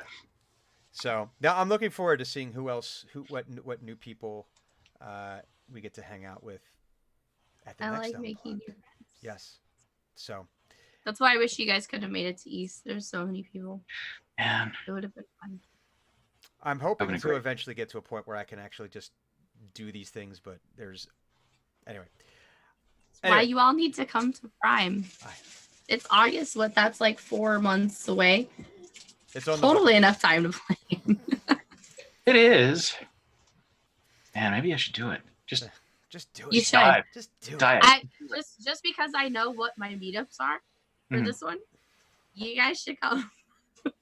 Because not only are we gonna have one sponsor, we're gonna have 2 sponsors. Oh Jesus. I know. Oh Lord Jesus. And we're taking over a very prominent location, so y'all should come. Cool. Well, folks, it is 7:31. We've probably kept everyone long enough because I think we all need to recharge. We need to get food and beverage into us. It is less than 90 minutes before we start probably the most stressful 5 weeks of the next 5 year. weeks? Well, this season's only five Yes. episodes. It's only What? 5 episodes, but they're like an hour and a half long or something stupid. They're supposed to be like full-length movies. Yeah. Yeah, they split the last season into 2 seasons of less shows. Okay, fine. Yeah, Guess, and whatever. and it's gonna be stressful as hell because who's gonna die, who's not gonna yeah. die. Everybody.